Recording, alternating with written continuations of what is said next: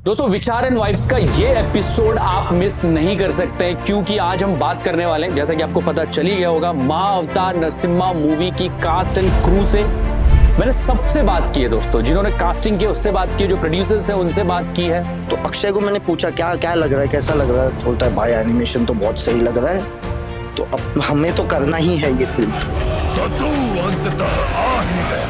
तूने जो अपने अंत को पुकारा, तेरा नाश करने। वॉइसिंग से रिलेटेड जितने भी टेक्नीशियंस इन्वॉल्व हैं सबसे बात की है। सबसे ज्यादा अंडर कॉन्फिडेंट था नरसिम्हा की कास्टिंग के लिए या प्रहलाद की कास्टिंग के लिए कि यार वो कहाँ से मिलेगा, वो जो टेक्सचर चाहिए था। तो अगर आप देखेंगे कलेक्टिवली देखेंगे सभी आर्टिस्ट ने सभी ने अपना अपना पार्ट जिया है। और मैंने जब भी देखा तो मेरे नसीबन मुझे एक सीट अवेलेबल हुई थी और मैंने देखा, मैंने एक्सपीरियंस किया और मैं दंग रह गया था।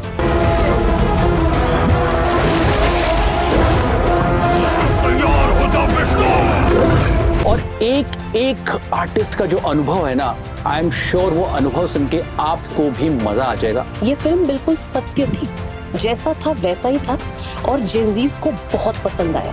डायरेक्टर साहब ने खुद ही एक बार बोला था कि उपलक्ष भाई आपका एक सीन एक तरफ, पूरी फिल्म दूसरी तरफ। प्रहलाद, मैं तुम्हारे लिए क्या कर सकता हूँ?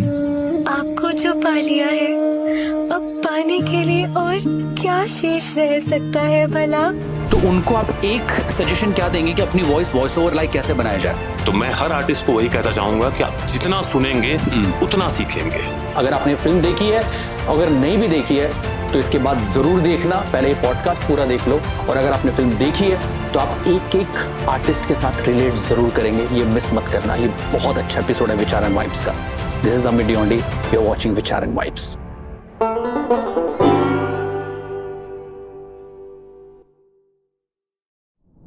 दोस्तों महाअवतार नरसिम्हा मूवी ने अब तक world wide almost approximately 250 crore का बिजनेस कर चुकी है मूवी, और हिंदी 150 करोड़ प्लस जब तक हम ये शूट कर रहे हैं। जब तक रिलीज होगा हो सकता है उससे ज्यादा नंबर्स पहुंच जाएं। और इस मूवी की जब शुरुआत हुई थी, एग्जैक्ट नंबर आपको बताऊंगा कितने साल पहले इसकी पूरी रिकॉर्डिंग प्रोसेस शुरू हुआ था। एनिमेशन मूवी तो और पहले से बन रही थी, और जिन्होंने ये प्रोसेस शुरू किया था वो इस वक्त मेरे साथ है, मयूर और Akshay from atmosphere studio. Thank you so much हमें बुलाने के लिए। मयूर, सबसे पहले मयूर मैं आपसे ये जानना चाहता हूँ कि सबसे पहले महाअवतार नरसिम्हा मूवी का आपको कॉल आया, कैसे शुरू हुआ ये प्रोसेस, जो ये हिस्ट्री क्रिएट हुई है उसके रिगार्डिंग मुझे बताइए। सो बेसिकली ध्रुव करके हमारा एक फ्रेंड है, वो इस्कॉन टेम्पल के मतलब उसमें वो रहते हैं, तो उनके थ्रू वो हुआ था। और स्टार्ट ऐसे बात पे हुई थी, भगवान के ऊपर हम एक फिल्म बना रहे जिसका हमें हिंदी डबिंग करना है, तो और हम लोग का स्टूडियो तभी ही स्टार्ट हुआ था। मतलब just journey as a engineer हमने बहुत काम किया हुआ है, बट एज अ एटमॉस्फेयर का जर्नी में ये फर्स्ट फिल्म था। मैं आप लोगों को बता दूं, मयूर और Akshay it's been almost 20 years they are into this industry, voicing industry में है। साउंड इंजीनियर्स हैं दोनों, बहुत अमेजिंग। मैंने इनके साथ बहुत काम किया हुआ है, और इन्होंने कुछ साल पहले अपना एटमॉस्फेयर स्टूडियो, बहुत अच्छा स्टूडियो, मैं आपको दिखाऊंगा, इसको स्टूडियो टूर भी करवाऊंगा। तो आपने जब स्टूडियो नया नया शुरू किया था तब आपको आशीर्वाद के तौर पर एक प्रोजेक्ट आया महाअवतार नरसिम्हा का, है ना? तो तभी हमने इसका ये प्रोसेस स्टार्ट हुआ था। ऑडिशंस, उसके बाद मतलब फाइनल हो रहे ऑडिशंस और वो सब। तो बेसिकली वही मतलब एटमॉस्फेयर का स्टार्ट ये फिल्म से हुआ है। ये फिल्म जब डब हुई उसके बाद आज 2 साल के बाद वो चीजें हो रही है। 2 साल शायद से हमने ये फिल्म की थी, इसके लिए अभी हम लोग सरवाइव कर रहे हैं ये इंडस्ट्री में, कि भगवान को ये एक दिखाना था। जैसे अभी 200 करोड़, आई डोंट थिंक कोई एनिमेशन फिल्म ने इतना, इंडियन एनिमेशन में, करेक्ट, राइट, इंडियन एनिमेशन में इतना किया है, तो वही ग्रेटफुल है हम लोग। क्या बात है मयूर। और मैं बात करूंगा, अक्षय आपसे पूछना चाहूंगा कि इस तरीके से प्रोजेक्ट आया तो कास्टिंग के लिए आप लोगों को बोला गया चलिए कास्टिंग शुरू करते हैं, तो वो प्रोसेस कैसा रहा? कैसे शुरुआत आपने कैसे शुरुआत की, कैसे कैसे नाम आपके दिमाग में आए, आपको कास्ट लिस्ट दी गई होगी, कैरेक्टर स्केच दिया गया होगा, वो प्रोसेस थोड़ा बताइए ना। जी देखिए, ऑब्वियसली लाइक आपको पता है ओरिजिनल एक मूवी थी, तो एक स्केच था हमारे पास, बट एक डायरेक्टर ने लाइक अश्विन ने हमारे साथ एक शेयर किया था कि ओके नरसिम्हा जी पे एक मूवी बनने वाली है, और आई डोंट थिंक सो कि किसी को भी उनकी एक स्टोरी पता नहीं होगी। तो एक आइडिया था कि क्या क्या होने वाला है, लाइक प्रहलाद होंगे इसमें, नरसिम्हा जी होंगे, हिरण्यकश्यप होंगे, तो उस बेसिस पे हम लोगों ने सोचना स्टार्ट किया कि ओके कौन कौन वॉइस एक्टर कास्टिंग के हिसाब से इस पे जा सकता है। तो फिर वो लाइक यू नो कि प्रोसेस क्या होता है, 2-3 ऑप्शन सिलेक्ट होते हैं, फिर एक एक करके हम लोग बुलाते गए, फिर नो डाउट इस पे बहुत टू एंड फ्रो होता गया कास्टिंग में, बट एट लास्ट अभी आपके सामने है जो रिजल्ट। बहुत अमेजिंग। एक और चीज मेंशन करूंगा, कास्टिंग में अनीता डिकोस्टा आप जानते होगे, जी और निखिल, ये दोनों का मेन रोल है। हमारा ओवरऑल रोल ऐसा होता है कि जहाँ पे हमने एक डबिंग डायरेक्टर सोचा हुआ है तो वो एग्जीक्यूट करता है, हम लोग ऊपर और ओवर मतलब ऊपर हम लोग उसके ऊपर फाइनलाइज करते हैं, हाँ ये सही जा रहा है, ये सही जा रहा है, ये सही। तो जो आर्टिस्ट जो दिमाग में आते हैं वो डबिंग डायरेक्टर जो रहता है फिल्म का, वो बेसिकली सजेस्ट करता है। वो अश्विन जी के लिए मतलब उनके लिए हमने वो लाके दिया था, और फाइनलाइज डायरेक्टर ने किया था जो भी वॉइसेस फाइनल होने हैं और वैसे। अमेजिंग है। मैंने अपने पोस्ट डाला था कि आप लोगों को किसी को सवाल पूछने हैं, तो किसी ने पूछा है कि बोला है, मैं बताऊंगा किसने बोला, एटमॉस्फेयर वालों को सबको नमन, जबरदस्त काम किया है। आप भी हमें बताइए कि कौन से इक्विपमेंट यूज हुए हैं रिकॉर्डिंग के लिए, मिक्सिंग करते वक्त क्या सोच रहे थे आप लोग? ये एक इंजीनियर है, उन्होंने पूछा है, वरुण कीर ने, है ना? तो जरा इस बारे में कुछ बता सकते हैं, कैसे कौन से इक्विपमेंट यूज हुए थे और किस तरीके से हुआ था process? Basically I would want to clear कि मिक्सिंग यहाँ पे नहीं हुई है एटमॉस्फेयर में, वो डायरेक्टर को चाहिए था, हैदराबाद में एक स्टूडियो में हुई है। हाँ, जहाँ तक रिकॉर्डिंग की बात है, हम लोग मोस्टली अपने मूवीज में सेम इक्विपमेंट से यूज करते हैं। नॉर्मन है, U87 है, शॉटगन भी हम लोग यूज करते हैं साथ में। तो बेसिकली डुअल माइक सेटअप होता है जहाँ पे बूम से भी रिकॉर्ड होता है प्लस U87 से भी रिकॉर्ड होता है, और वो दोनों का मिक्सचर वो बेसिकली आउटपुट है। रिकॉर्डिंग के दौरान आप लोग रहते थे क्या? तो बेसिकली जब पूरा डब हो जाता है उसके बाद हम लोग उसको एक ओवरलुक करते हैं कि सब सही हुआ है, सब सही हुआ है, कुछ चेंजेस करने हैं, कुछ करेक्शन करने हैं। ये फिल्म को लेके एक अच्छी चीज थी कि उस फिल्म के डायरेक्टर खुद हर एक चीज में इन्वॉल्व थे, इसके लिए हमें इतना ध्यान नहीं देना पड़ा कि क्या करना चाहिए, कैसे करना चाहिए। नॉर्मली क्या है, ऑडिशंस होते हैं तो ऑडिशंस भेजे जाते हैं, यहाँ पे आर्टिस्ट ऑडिशन भी कर रहा है तो भी डायरेक्टर सामने है, तो वो एक थोड़ा सा प्रोसेस में हेल्प हुआ, मतलब वो चीज। मतलब एटमॉस्फेयर स्टूडियो ने एक बहुत अच्छा माहौल क्रिएट करके दे दिया था मेकर्स के लिए, क्योंकि वॉइस इस ऐसी एनिमेशन फिल्म की जान होती है। Correct. अच्छी कास्टिंग जान होती है, अच्छे आर्टिस्ट प्रोवाइड कराना है सबसे इम्पोर्टेंट काम होता है मेरे ख्याल से ऐसी एनिमेशन मूवी के लिए। और आप लोग इतने एक्सपीरियंस्ड हो तो उस हिसाब से, और आपने बहुत खूबसूरत स्टूडियो बनाया है। दोस्तों मैं आपको दिखाऊंगा, एटमॉस्फेयर स्टूडियो का एक टूर कराऊंगा। तो आप लोगों ने एक बहुत अच्छा एक प्लेइंग ग्राउंड दे दिया था, और जिसमें सब लोगों ने खेला, और आज हम लोग ये देख रहे हैं, इतनी आइकॉनिक मूवी निकल के आई है। तो कोई इंसिडेंट आपको याद है ड्यूरिंग प्रोसेस जब हो रहा था, तो कुछ ऐसा आप लोगों को क्लिक किया कि यार ये फिल्म तो कुछ अलग ही होने वाली है? आप लोगों को ऐसा कुछ फील आया था? बेसिकली अक्षय ने उसका फर्स्ट कट कुछ ट्रेलर डायरेक्टर ने अक्षय को दिखाया था, क्योंकि जब डायरेक्टर फर्स्ट टाइम स्टूडियो आए थे तभी मैं नहीं था यहाँ पे, अक्षय था। तो अक्षय को मैंने पूछा क्या क्या लग रहा है, कैसा लग रहा है, तो बोलता है भाई एनिमेशन तो बहुत सही लग रहा है, तो अब हमें तो करना ही है ये फिल्म। तो वैसे नोट्स पे ऐसा हो गया था कि चलो मतलब कर लेते हैं ये, क्योंकि वो फर्स्ट टाइम हम लोग फर्स्ट ऑडिशंस के लिए आए थे कि ओके एक न्यू प्रोजेक्ट आ रहा है, ये स्टार्ट करना है। तो डायरेक्टर आए थे, EP आए थे उसके, तो हम लोगों ने जब वो सेशन देखा, लाइक वीडियो देखा, तो आई वाज लाइक अमेज्ड कि क्या क्वालिटी का एनिमेशन हुआ है इस पे, एंड वो एक एक डिटेल्स और सब कुछ दिख रही थी। तो वो जैसे ही डायरेक्टर साहब गए यहाँ से, तो मैंने मयूर को फोन किया कि भाई ये जो भी होगा हम लोग उठा रहे हैं, ये करना है।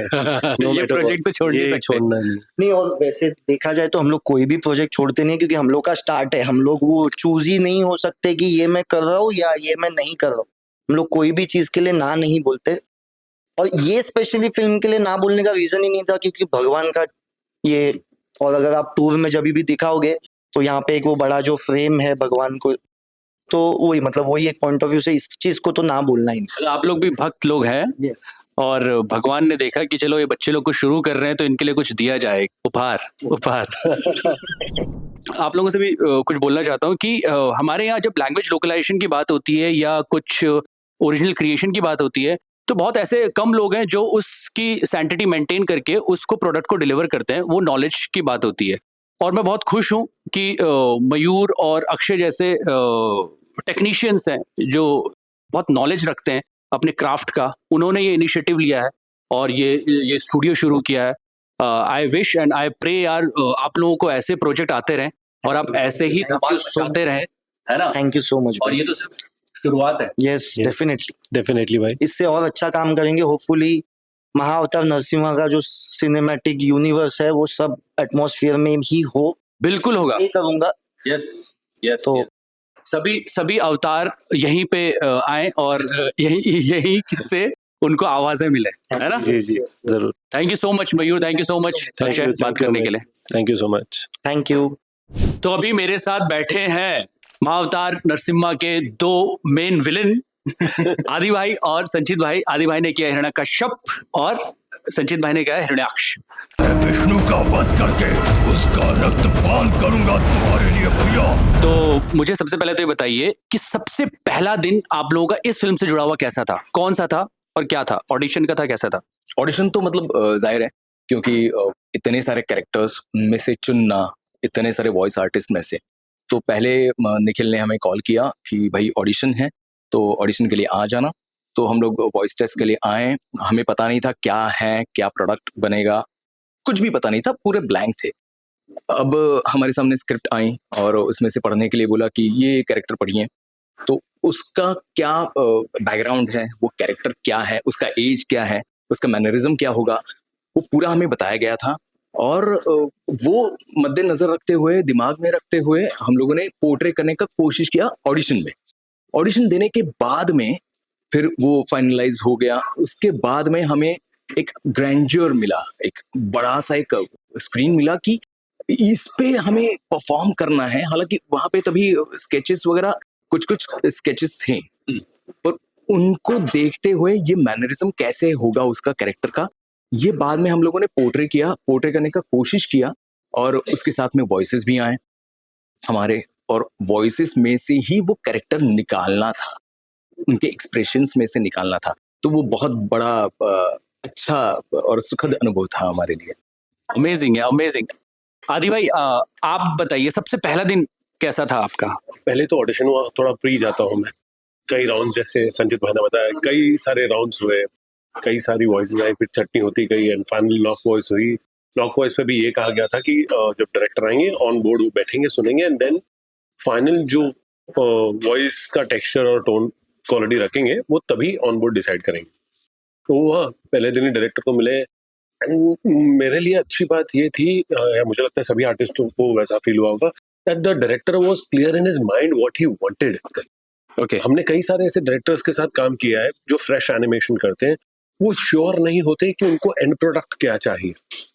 वो 1 टेक, 2 टेक, 3 टेक, 5 टेक ले लेते हैं और वो भी श्योर नहीं होते कि उनमें से कौन सा यूज करेंगे या उनकी स्टोरी लाइन क्या है, वो कैरेक्टर कैसा बोलना चाहिए। He was very sure. Probably he was part of the writing team, yeah.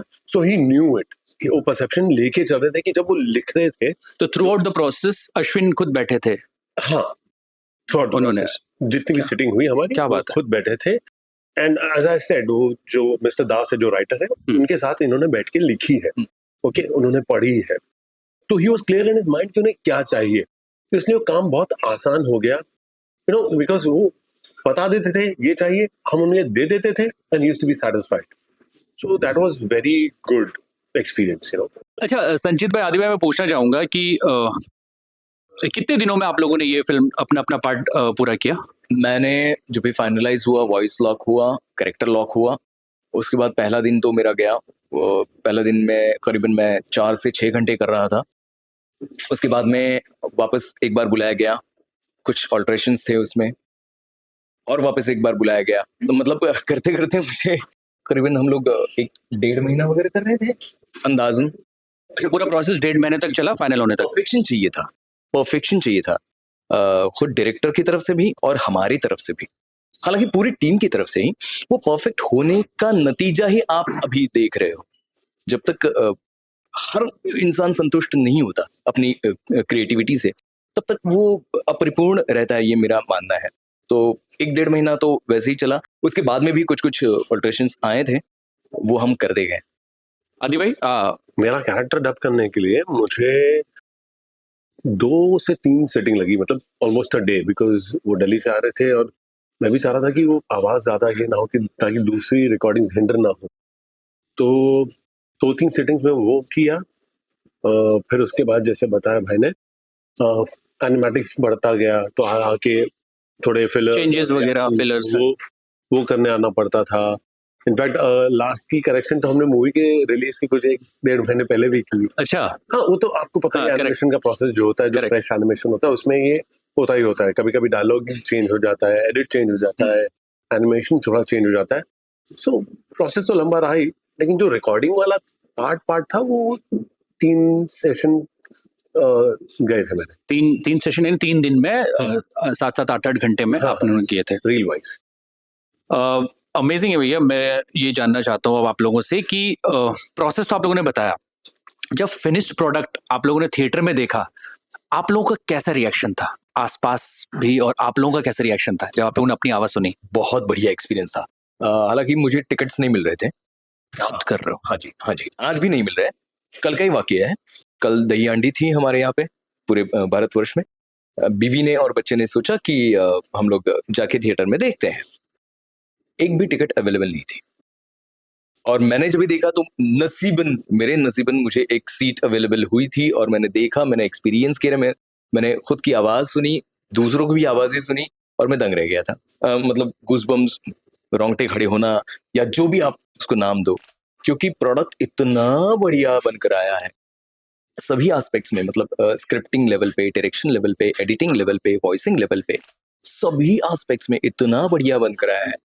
कोई आप वहीं पे बैठ जाते हो, आपकी आंखों से आंसू भी आते हैं। और हालांकि कई लोगों ने ये बताया है, वीडियोस भी डाले हैं, पोस्ट भी किए हैं। मैंने तो यहाँ तक सुना है कि लोग थिएटर में जाने से पहले अपने जूते चप्पल उतार के जा रहे हैं। करेक्ट। इतना रिलीजियसली फॉलो कर रहे हैं। तो हमारे इस छोटे से संचित पे बहुत मजा आता है और यही हमारा संचित है कि लोग हमें सराहें, हमारी आवाज की तारीफ करें और बाकी मजे लें। यही और ये हमारा संचित है।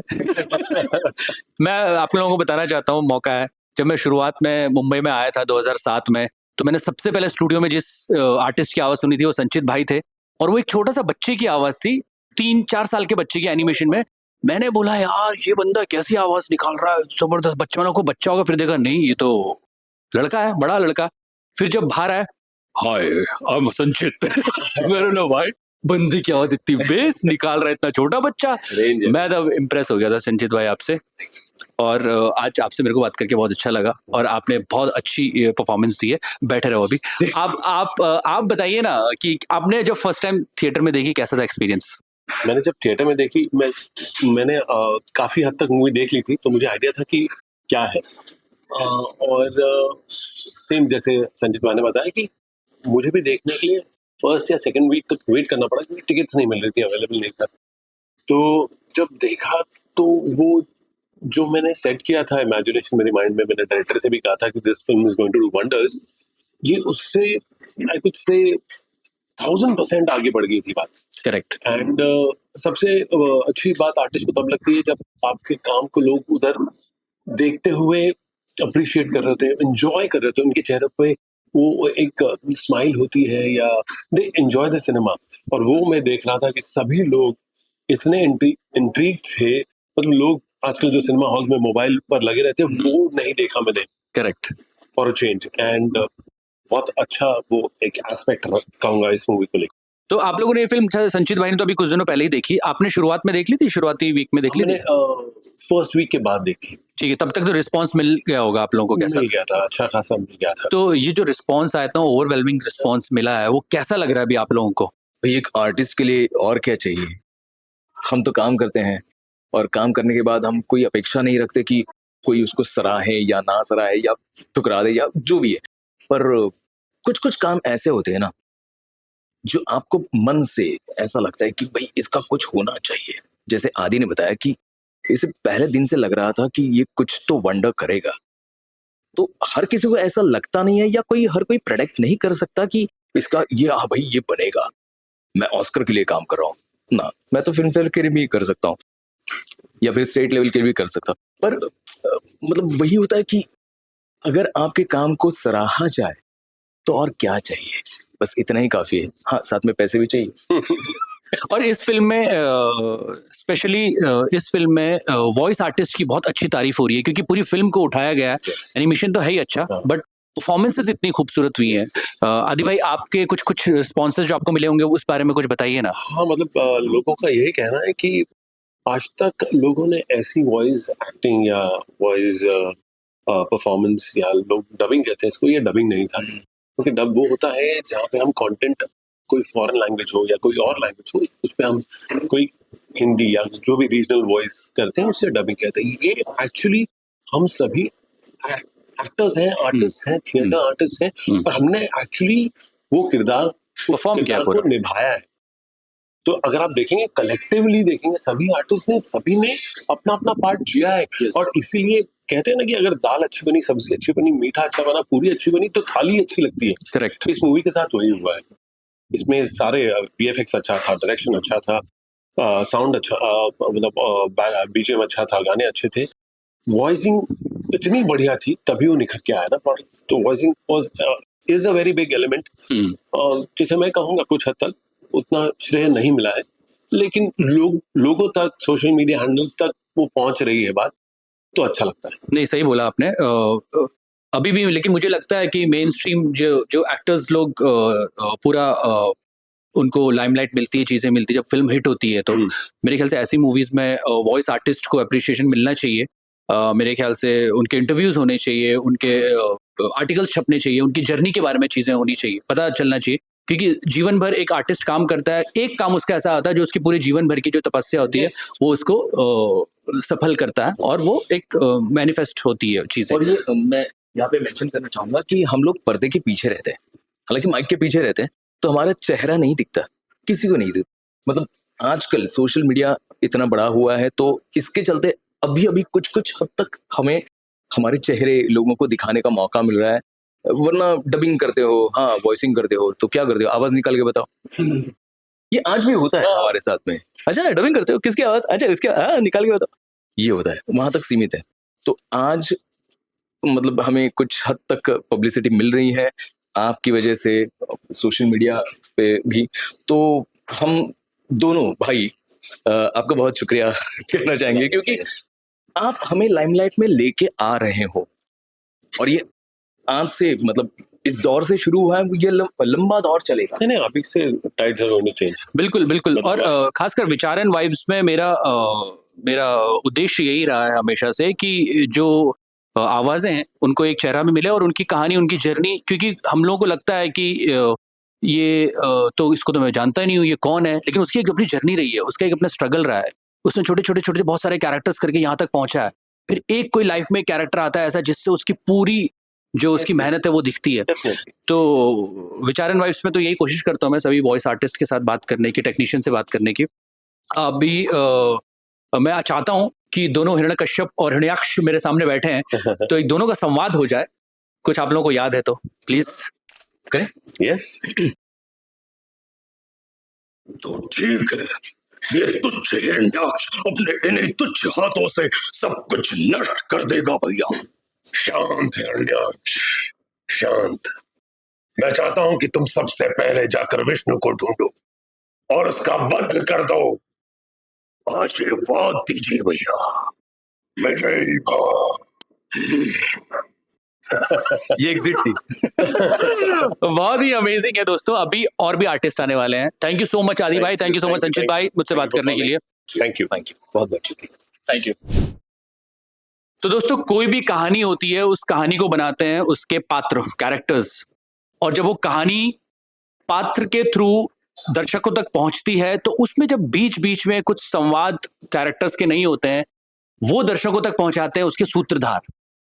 इसी तरीके से माँ अवतार नरसिम्हा फिल्म में जो सूत्रधार किया, जो नैरेटर की वॉइस की है, वो संकेत सर ने की है। संकेत सर, विचार एंड वाइब्स में आपका स्वागत है। और ऐसा होता है ना कि पूरी फिल्म में आप एक कैरेक्टर करते हो जिससे आप मतलब सृष्टि में छा जाते हो, क्योंकि सृष्टि बनाई उन्होंने है जिन कैरेक्टर की वॉइस की है। उपलक्ष्य ने विष्णु भगवान की वॉइस, और एक सीन वो उतना क्रिसेंडो बिल्डअप हो रहा है, प्रहलाद, भक्त प्रहलाद नाम ले रहे हैं, आ नहीं रहे हैं विष्णु जी। फाइनली जब विष्णु जी आते हैं स्क्रीन पर और हमको सुनाई देती है उपलक्ष की आवाज, मजा आ गया था उपलक्ष। Thank you so much. मेरे को बताओ कि ये ऑडिशन हुआ था तुम्हारा, कैसे वॉइस अप्रूव हुई थी? तो हमारे डबिंग डायरेक्टर निखिल, तो उनको लगा कि मेरी वॉइस इस पर जाएगी, तो ऑडिशन के लिए बुलाया, मैं आया और मेरा सिलेक्ट भी हो गया था। और मैं एक बार डब करके मेरे को लगा हो गया अपना काम, और तब डायरेक्टर साहब नहीं थे, तो एक बार डब किया, मुझे लगा हाँ अच्छा हुआ है, हो गया अपना काम। हम अब दूसरे कामों में लग गए। फिर अचानक एक हफ्ते बाद निखिल का फिर कॉल आता है कि नहीं, इस बार डायरेक्टर साहब आए हैं, ही वांट्स यू टू से it in a certain way. I am like ठीक है, सो आई केम बैक। हमने उस एक सीन का आई थिंक 1 घंटा लगाया था, जबकि इतना वक्त लगना नहीं चाहिए था। पर आई एम ग्लैड कि अश्विन जी हमारे साथ थे, जो डायरेक्टर हैं फिल्म के, एंड जो जब तक उनको वो नहीं मिला जो उनको चाहिए था, तब तक हम रुके नहीं थे, तब तक हम कर रहे थे। मैं भी अपने इनपुट्स दे रहा था कि सर यहाँ पे इस तरह इस सुर में हम खेल सकते हैं। कि उनका ये कहना था कि आप ये समझिए कि 2 साल के भक्त प्रहलाद भी नहीं, आप बस एक 2 साल के बच्चे को अपने हाथ में पकड़े हुए हैं और आप उनसे प्यार से बात कर रहे हैं। ये भूल जाइए कि आप भगवान विष्णु हैं।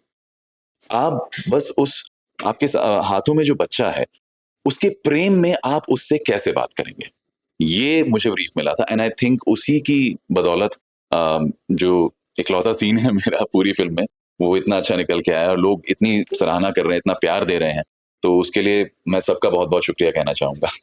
नहीं उपलक्ष, तुम्हारी आवाज ही इतनी अमेजिंग है, बहुत ही गॉडली वॉइस है, और फाइनली तुमने एक भगवान को वॉइस दी है।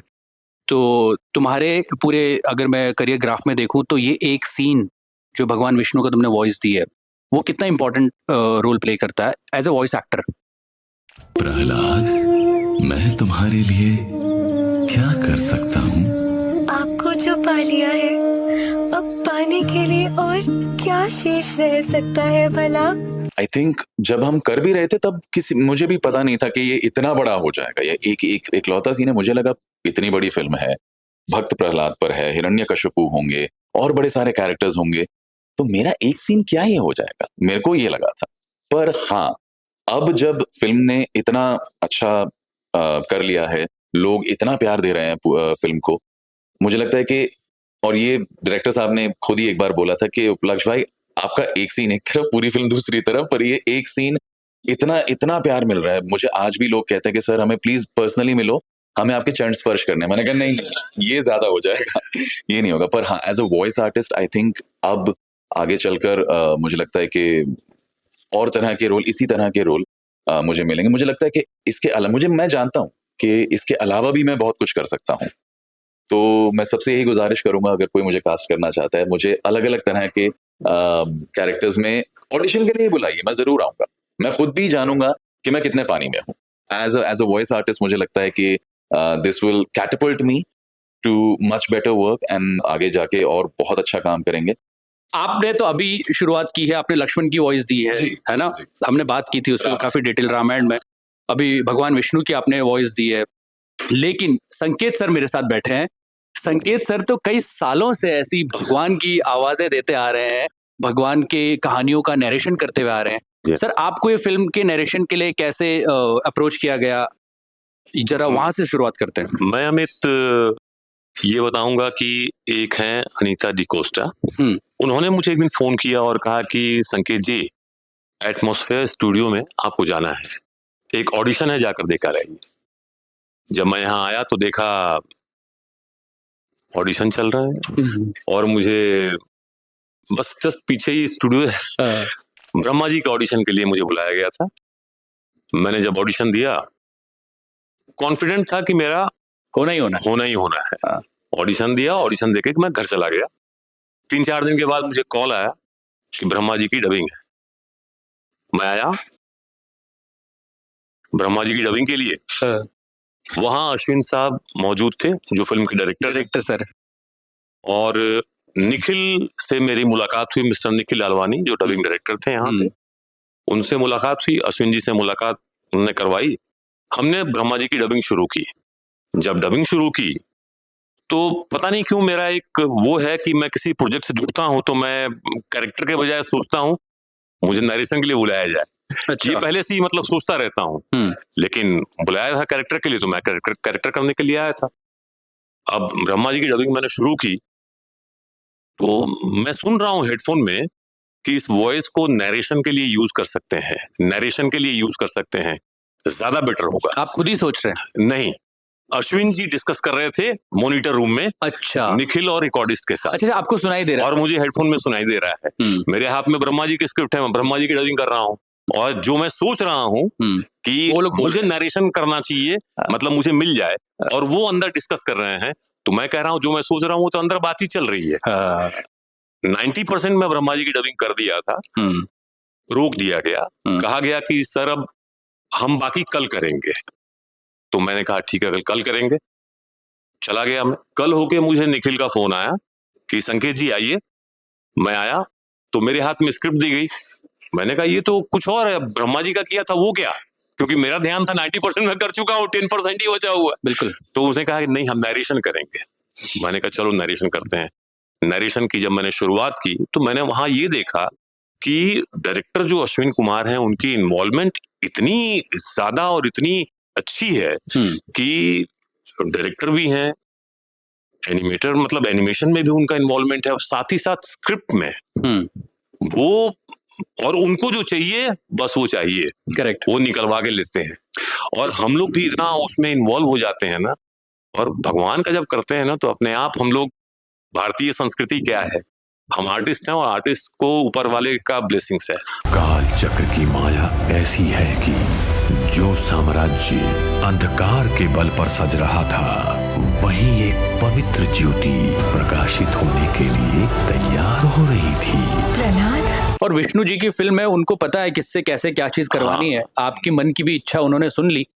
और आप क्योंकि सर नरेशन करते हैं, आप वॉइस ओवर एक्सपर्ट हैं, मैं आपसे एक थोड़ा सा और चीज जानना चाहूंगा अदर देन दिस, कि आपने जैसे काफी देवों को देव महादेव और ऐसे काफी शोज में आपने नरेशन किया है। मैंने चैनल्स के प्रोमोज बहुत किए हैं, जिसमें रामायण, द्वारकाधीश, इन सब के मैंने प्रोमोज किए हैं। महिमा शनिदेव की, इन सब के कैंपेन मैंने शुरुआत मैंने की थी।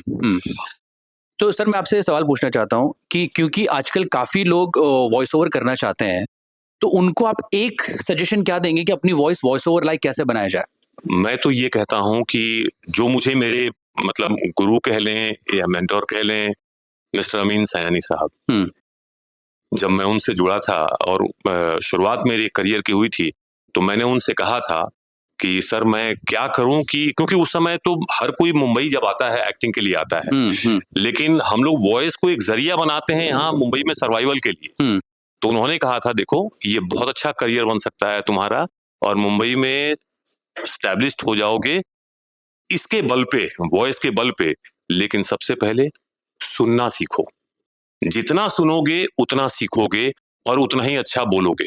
तो उस जमाने में ऑडियो कैसेट हुआ करता था और रेडियो पे चित्रलोक प्रोग्राम आया करते थे, वो सब हम सुना करते थे। फिल्मों की कहानियां आती थी, फिल्में जब रिलीज होती थी तो उस समय संडे को दोपहर में 12 से 1 बजे एक घंटे का 15-15 मिनट का नई फिल्मों के रिलीज की पूरी कहानी नरेशन होती थी। वो हम लोग सुनते थे, सुनते सुनते सुनते सुनते इम्प्रूवमेंट अपने आप होता गया। और फिर हम, तो मैं हर आर्टिस्ट को वही कहता चाहूंगा कि आप जितना सुनेंगे उतना सीखेंगे। ठीक है, ये चीज है, सुनना जरूरी है, बहुत जरूरी है, अच्छा बोलने के लिए, अच्छा बोलने के लिए। तो सर इस फिल्म की बात करते हैं। इस फिल्म में आपने जैसे नरेशन किया है पूरा फिल्म में, तो जब आप थिएटर में देखने गए उसके बाद आपको रिस्पांस पता चल गया था कि ये रिस्पांस होने वाला है, या आप जब अच्छा रिस्पांस आ गया उसके बाद देखने गया? नहीं, मैं फर्स्ट नहीं सेकंड डे फिल्म देखने गया। अच्छा, आपने शुरू में देखी, तो कैसी लगी? सेकंड डे मैंने देखा जब फिल्म ना, तो मतलब भव्य नजारा था, हाउसफुल। जितनी संख्या मतलब बड़ों की थी, बच्चों की थी और मिडिल इक्वल, पूरा हाउसफुल। और सबके अंदर इतनी श्रद्धा, ऑडियंस के अंदर भी इतनी श्रद्धा, सब मोबाइल में कैच कर क्या बोलते हैं उसको, कैप्चर करने में लगे हुए थे। मतलब एक एक सीन कैप्चर कर रहे थे लोग। और मैं फिल्म में खुद इतना इन्वॉल्व हो गया कि मैं अपने नरेशन पे तो कंसंट्रेट नहीं कर पा रहा था, फिल्म देख रहा था मैं। करेक्ट। क्योंकि अगर मैं एज ए नरेटर फिल्म को देखता ना तो एंजॉय नहीं कर पाता। मैंने फिल्म देखा कि क्या फिल्म की डबिंग हुई है और क्या लोगों ने उसको डब किया है, मतलब। और एक एक कैरेक्टर मैं बताऊं, चाहे वो ये उपलक्ष्य हो या हिरण्यकशिपु की आदि ने डबिंग की है, या हरिप्रिया मट्टा, या और भी लोग जो हैं, मतलब हम जिस कैरेक्टर को देख रहे हैं और जिस वॉइस को सुन रहे हैं, उसके अलावा हम किसी और वॉइस की उस कैरेक्टर पे इमेजिन नहीं कर सकते हैं। बहुत सही बात आपने बोली सर कि कास्टिंग इतनी बढ़िया हुई है, एक एक वॉइस इतनी अच्छी निकल के आई है, मतलब कैरेक्टर वाइज। अगर आप लोगों ने अभी तक नहीं देखी है तो प्लीज जाके देखो, अभी भी थिएटर में लगी हुई है फिल्म, जाके देखो थिएटर में, इसका बहुत मजा आएगा। उपलक्ष, मैं आपसे जानना चाहता हूँ कि घर वालों का क्या रिएक्शन था, मम्मी खासकर घर वालों ने क्या बोला? मुझे घर जाके मार पड़ेगी, सच कहूं तो उन्होंने अभी तक देखी नहीं है।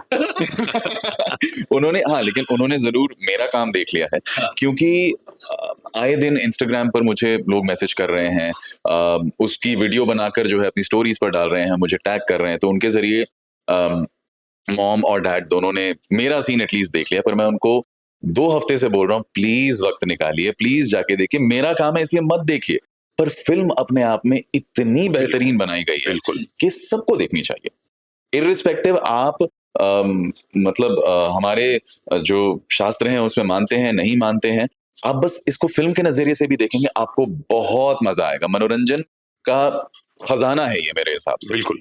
और अभी तक तो जो उन्होंने वही बोला है कि यार बहुत अच्छा लग रहा है, बहुत अच्छा लग रहा है, पर ज्यादा प्यार मुझे लगता है कि मुझे जनता दे रही है, एंड उसके लिए मैं बहुत बहुत शुक्रगुजार। मेरी मम्मी भी जैसी विष्णु जी आते हैं ना, मेरी मम्मी बिल्कुल हाथ जोड़ के बैठ गई थी, है ना, वो तो पूरे फिल्म के दौरान ही पूरे हाथ जोड़ के बैठी हुई थी, लेकिन जैसी तुम बोलते हो, मतलब विष्णु जी बोलते हैं, तो उनको बड़ा मजा आ गया था। हाँ, एक तो ऐसे थे जहाँ पे बच्चे थे कुछ, तो वो ऐसे देख रहे थे, अरे ये कौन आ गया, तो उनके लिए भी एक बहुत सरियल एक्सपीरियंस था। और बाद में जब उनसे बात की गई तो उन्होंने बताया कि इनको पता ही नहीं था कि भगवान विष्णु इस तरह से भी दर्शाए जा सकते हैं, और उनकी आवाज इस तरह से भी तो आई थिंक बहुत से लोग इस फिल्म को देखने के बाद स्पिरिचुअलिटी की तरफ कहीं ना कहीं उनका रुझाव बढ़ेगा, जो कि मुझे लगता है कि बहुत अच्छी बात है।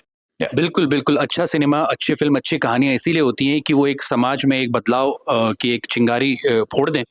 और हमारी जो कहानियां, हमारे जो शास्त्रों की, हमारे जो पुराणों की कहानियां, वो तो है ही सर, है ना, वो इसीलिए बनी थी, इसीलिए लिखी गई थी, और कुछ रियल इंसिडेंट्स भी हैं। Thank you so much. लेकिन एक बात अमित मैं और कहना चाहूंगा कि हम सारे आर्टिस्ट, जिन जिन लोगों ने अपनी वॉइस इस फिल्म को दी है, जैसे रामायण को याद किया जाएगा, महाभारत को याद करते हैं, उसी तरह से महाअवतार नरसिम्हा को भी याद किया जाएगा। बिल्कुल। और हम सब आर्टिस्ट सौभाग्यशाली हैं कि इतने बड़े प्रोजेक्ट से हम लोग जुड़े, अहोभाग्य है कि ये मौका हम लोगों को मिला। और ये एटमॉस्फेयर स्टूडियो जो है, इस स्टूडियो के कैंपस में, प्रांगण में, या हम कहें माइक्रोफोन पे, ये बहुत बड़ा मतलब एक संयोग है। और जिस कंपनी ने, मतलब एटमॉस्फेयर ने ये काम करवाया, ऊपर से लेकर नीचे तक सबने बहुत अच्छे से काम करवाया, कोऑपरेट किया, प्यार दिया, तब जाके ये प्रोजेक्ट निखर के आया है। वही होता है सर, क्योंकि बहुत इंपॉर्टेंट पार्ट था इसका वॉइसिंग, और वॉइसिंग जितने भी आर्टिस्ट जुड़े थे, और ये बहुत इंपॉर्टेंट पार्ट था। और उनको जो, वही मैंने बोला अभी मयूर और अक्षय को, कि उन्होंने जो माहौल दिया, बिल्कुल उस तरीके से ये हो पाया। Thank you sir, thank you so much, thank you उपलक्ष, थैंक यू अमित भाई, thank you for having us. Thank you. तो दोस्तों, महाअवतार नरसिम्हा की कास्ट से मिलाने के सिलसिले में मेरे साथ अभी बैठे हैं संकल्प और राकेश। अगर आपने फिल्म देखी होगी तो शुरुआत में राकेश की आवाज सुनी होगी, जो है ऋषि कश्यप, और जो एक बच्चा गुरुकुल में परेशान करता है भक्त प्रहलाद को, अखंडा, वो किया है संकल्प ने। तो जरा इनसे जान लेते हैं इनका कैसा एक्सपीरियंस रहा। तो राकेश, सबसे पहले तो जब फिल्म शुरू होती है, काफी अच्छा सीन है वो, और सेंशुअल सा सीन है, और एट द सेम टाइम उससे काफी सीख भी मिलती है, उसमें जो कॉन्वर्सेशन है। तुम्हारा क्या कहना है उस सीन के बारे में? तुमने जब किया था, और तुम्हें ऐसा लगा कि यार ये भगवान की फिल्म में ऐसे सीन कैसे आ गया, ये डायलॉग? तुम्हें पुत्र चाहिए था ना, तो लो। यही तो शुरुआत थी कि वो दोनों भाई हिरण्याक्ष और हिरण्यकश्यप कैसे जन्मे। तो मुझे बताया गया था, ब्रीफ भी मिली थी ये, कि ये ऋषि कश्यप है, इनके थ्रू ही स्टोरी शुरू होगी। मेरे लिए एक चैलेंज ये था कि इतनी एज ग्रेन्स आवाज में कैसे लाऊं, तो बट निखिल भी वहाँ थे, अश्विन जी भी वहीं थे, तो उन्होंने गाइड किया, डायरेक्ट किया मुझे, तो वो आ गया और अच्छा ही आया। सो हाँ, एक चैलेंज भी था। और उस समय मुझे जब हम डब कर रहे थे तो ऐसा कुछ कॉन्टेक्स्ट था नहीं कि ये एक डिवोशनल फिल्म होने वाली है। अच्छा, मुझे जब मैंने कर लिया तब पता चला कि ये सिर्फ माइथोलॉजी नहीं, एक भगवान पे ही बेस्ड फिल्म है। तो ऐसा सच नहीं था, क्योंकि मुझे स्टोरी पहले से पता थी कि कैसे हुआ था सब कुछ। तो मजा भी आया था करने में। तो राकेश, मैं ये बोलना चाहता हूँ तुमको, मुझे नहीं पता था ये तुमने की थी वॉइस, और तुमने बहुत अच्छा किया था काम। Thank you so much. तो तुमने बोला जो चैलेंजेस आए तुम्हारे कि वो ग्रेन लाना है ना, वो एक ऋषि कश्यप का एक ठहराव लाना, चीजें। बाय द वे, जो राकेश है वो एक बहुत अच्छा पॉडकास्टर है, इंडिया अनवील नाम का इसका पॉडकास्ट है, आप जाके सुनिए अभी। वो स्पॉटिफाई में one of the best Indian history podcast है, और इनको अवार्ड्स भी मिले हैं उसके लिए बहुत, और उसी के थ्रू हम भी मिले थे। तो जो तुमने परफॉर्म किया है, तुम पॉडकास्टर तो हो अच्छे, लेकिन जो परफॉर्म किया वो बहुत अच्छा किया राकेश। और फिल्म की शुरुआत ही तुम्हारी आवाज से होती है, काफी अच्छा लगा मुझे। आता हूँ तुम्हारे पास, अखंडा की बात करते हैं थोड़ा। बिल्कुल। संकल्प, तो अखंडा का तुम्हारा ऑडिशन हुआ था? जी हाँ, मेरा पहले मुझे निखिल ने बुलाया था ऑडिशन के लिए कि एक ऐसे हम माइथोलॉजी कुछ एक फिल्म बना रहे हैं, एंड उनके साथ मैंने काफ़ी ऐसे काम किए हैं। हर उनके शोज़ में मैं मतलब एक मेन कैरेक्टर रहेगा और उसको परेशान करने वाला एक ईविल कैरेक्टर रहेगा, और वो आंख बंद करके मेरा फ़ोन खड़काते हैं कि संकल्प आ जाओ, आ गया तुम्हारा कैरेक्टर। तो यहाँ पर भी ऐसी कुछ सिलसिला था कि आइए आप इसके लिए ऑडिशन दीजिए। तो जब था ऑडिशन तो it was just as usual, जैसे एनिमेशन में होता है, जो ओरिजिनल्स बनते हैं कि आपको स्क्रिप्ट दी गई है, आप अपना वेरिएशन देके फुल कीजिए। तो एक एकदम हमने हाइपर टेक लिया था एंड एक नॉर्मल टेक लिया था, एंड देन फिर हम भूल गए कि कब आएगा इसका response, because we give lot of auditions and some work out well and we get a call back. तो जब कॉल बैक आया तब मैंने बोला ठीक है चलिए करते हैं। तब फुल एक पूरा प्रोसेस में हमने करके दिया, एंड देन हाँ ऐसे ही कॉल बैक आके फिर लगा कि चलो इस कोई नया चीज़ बनने की, नया ट्राई कर रहे हैं। प्रहलाद के ऊपर बहुत एनिमेशंस बने हैं, कार्टून्स बने हैं, लेकिन एक फुल फ्लेज्ड फिल्म बन रही है, उसका हिस्सा होने का मौका मिल रहा है, तो वो अपने में एक अच्छी बात तो थी। तो तुम जब जो प्रहलाद को परेशान करते हैं अखंडा, रियल लाइफ में तुम भी ऐसे हो क्या? बिल्कुल नहीं, बिल्कुल नहीं। जो ये सब कैरेक्टर मुझे ऑफर होते हैं मेरे नेचर के पूरे विपरीत है। मैं बहुत ही सॉफ्ट स्पोकन हूँ। मुझे जो बाकी के कैरेक्टर मिलते हैं, it's like the college going soft लड़का जिसका एकदम किसी के प्यार में पड़ा हुआ है, वैसे टाइप के मिलते हैं। बट नहीं तो नहीं, मैं ये बोलना चाह रहा हूँ, थोड़ा अपने कुछ कैरेक्टर्स के नाम बताओ ना जो तुमने किए हैं। तो एक सीरीज है, एनीमे है, डॉक्टर स्टोन, उसमें गेन की आवाज़ मेरी है। Alice in the Borderland season 3 आने वाला है, जिसमें मैंने नोबू का कैरेक्टर किया है, one of the 5 main characters. इसके पहले बचपन में जब मैं 5-6 साल का था, महाभारत फिल्म आई थी जिसमें आमिर खान बाकी सब लोगों ने डब किया था, अमिताभ बच्चन ने भीष्म किया था। तो उसमें नरेटर की आवाज़ जो स्टार्टिंग में जो चिड़िया है वो मैंने की थी। तो बचपन से सिलसिला चलता आ रहा है, और अभी 2 Hot to Handle काफ़ी ऐसी नेटफ्लिक्स की सीरीज और अमेजॉन प्राइम में चल रही हैं। तो या क्या बात है यार, बहुत अमेजिंग है यार। और मैं बता दूं, आज मैं हम लोग पहली बार मिल रहे हैं, है ना, हम पहली बार मिल रहे हैं। मेरे को काफ़ी अच्छा लगा तुमसे मिलकर, तुम्हारी पर्सनैलिटी और तुम्हारा जो अंदाज है काफ़ी अच्छा है। और अखंडा को जो तुमने आवाज़ दी है, उसके कुछ डायलॉग्स मैं चाहता हूँ तुम मेरे को सुनाओ यहाँ पर विचार एंड वाइब्स पर। बिल्कुल। तो ये एक्चुअली जब कैरेक्टर आया था तो उन्होंने बोला कि संकल्प, मतलब ये 2.5-3 साल पहले की बात है, तो मैं गेस 24 या 23 का रहा हूँगा। तो उन्होंने बोला कि ये बच्चा वाला कैरेक्टर है, तो तुम्हें अपनी आवाज़ बच्ची करनी पड़ेगी। अब अभी जो थिएटर में देखने जा रहे हैं वो बोल रहे हैं यार ये संकल्प तुम्हारी आवाज़ है, शक्ल तुमसे मिल रही है। मैंने बोला कि कैमरा वैमरा फिट किया था स्टूडियो में, क्योंकि मेरे शक्ल पे बना दिया उन्होंने। तो आवाज़ हमें बच्ची करनी पड़ी थोड़ी सी। तो यब मैं 2 लाइन बोल देता हूँ जो ट्रेलर में भी है। हम असुर हैं असुर, ये सब तुच्छ से खेल इस गुरुकुल में शोभा नहीं देता है। हिंसा मेरा धर्म, हिरण्यकश्यपु ही मेरा भगवान, और ऐसे हिंसा का पालन करना ही मेरा सौभाग्य है। तो इस जोन में हमने उसको डब किया था। क्या बात है यार, बहुत बढ़िया है, बहुत अमेजिंग है यार। राकेश, मैं चाहता हूँ कि आप कश्यप के कुछ लाइंस, और कश्यप की लाइन बड़ी अच्छी है, जो वो बोलते हैं कि इस पहर में, इस टाइम पे अगर आप संभोग शब्द यूज किया है क्या? हाँ, संभोग करते हैं तो जो भी संतान प्राप्ति होगी वो सही नहीं होगी, अच्छी नहीं होगी। वो बहुत अच्छी चीज़ है वो। तो वो भी आप, मैं चाहूंगा आप भी वो सीखो जीवन में अपने लिए भी। लेकिन फिलहाल वो डायलॉग जरा बोल के दिखाओ ना ऋषि कश्यप का। जब दीदी आती है कश्यप ऋषि के पास, वो मेडिटेट कर रहे होते हैं, तो वो उनके पास आती है, बस उनको छूने की कोशिश करती है। तो कश्यप ऋषि कहते हैं, ये तुम क्या कर रही हो दीदी? वासना के आवेश में तुम्हें अंधा कर दिया है। So and it goes on, एक कॉन्वर्सेशन होती है उनकी। तो यहाँ से एक्चुअली स्टोरी शुरू होती है, कैसे वो दोनों असुर पैदा। और वो सीन मेरे को काफी अच्छा लगा क्योंकि वो सेटअप करता है और वो कहानी वहां से शुरू होती है और एक ऐसे क्रिसेंडो में जाती है जहां पर आप भक्त प्रहलाद की जो जर्नी के साथ आप खुद एक भक्तिमय माहौल में लीन हो जाते हो।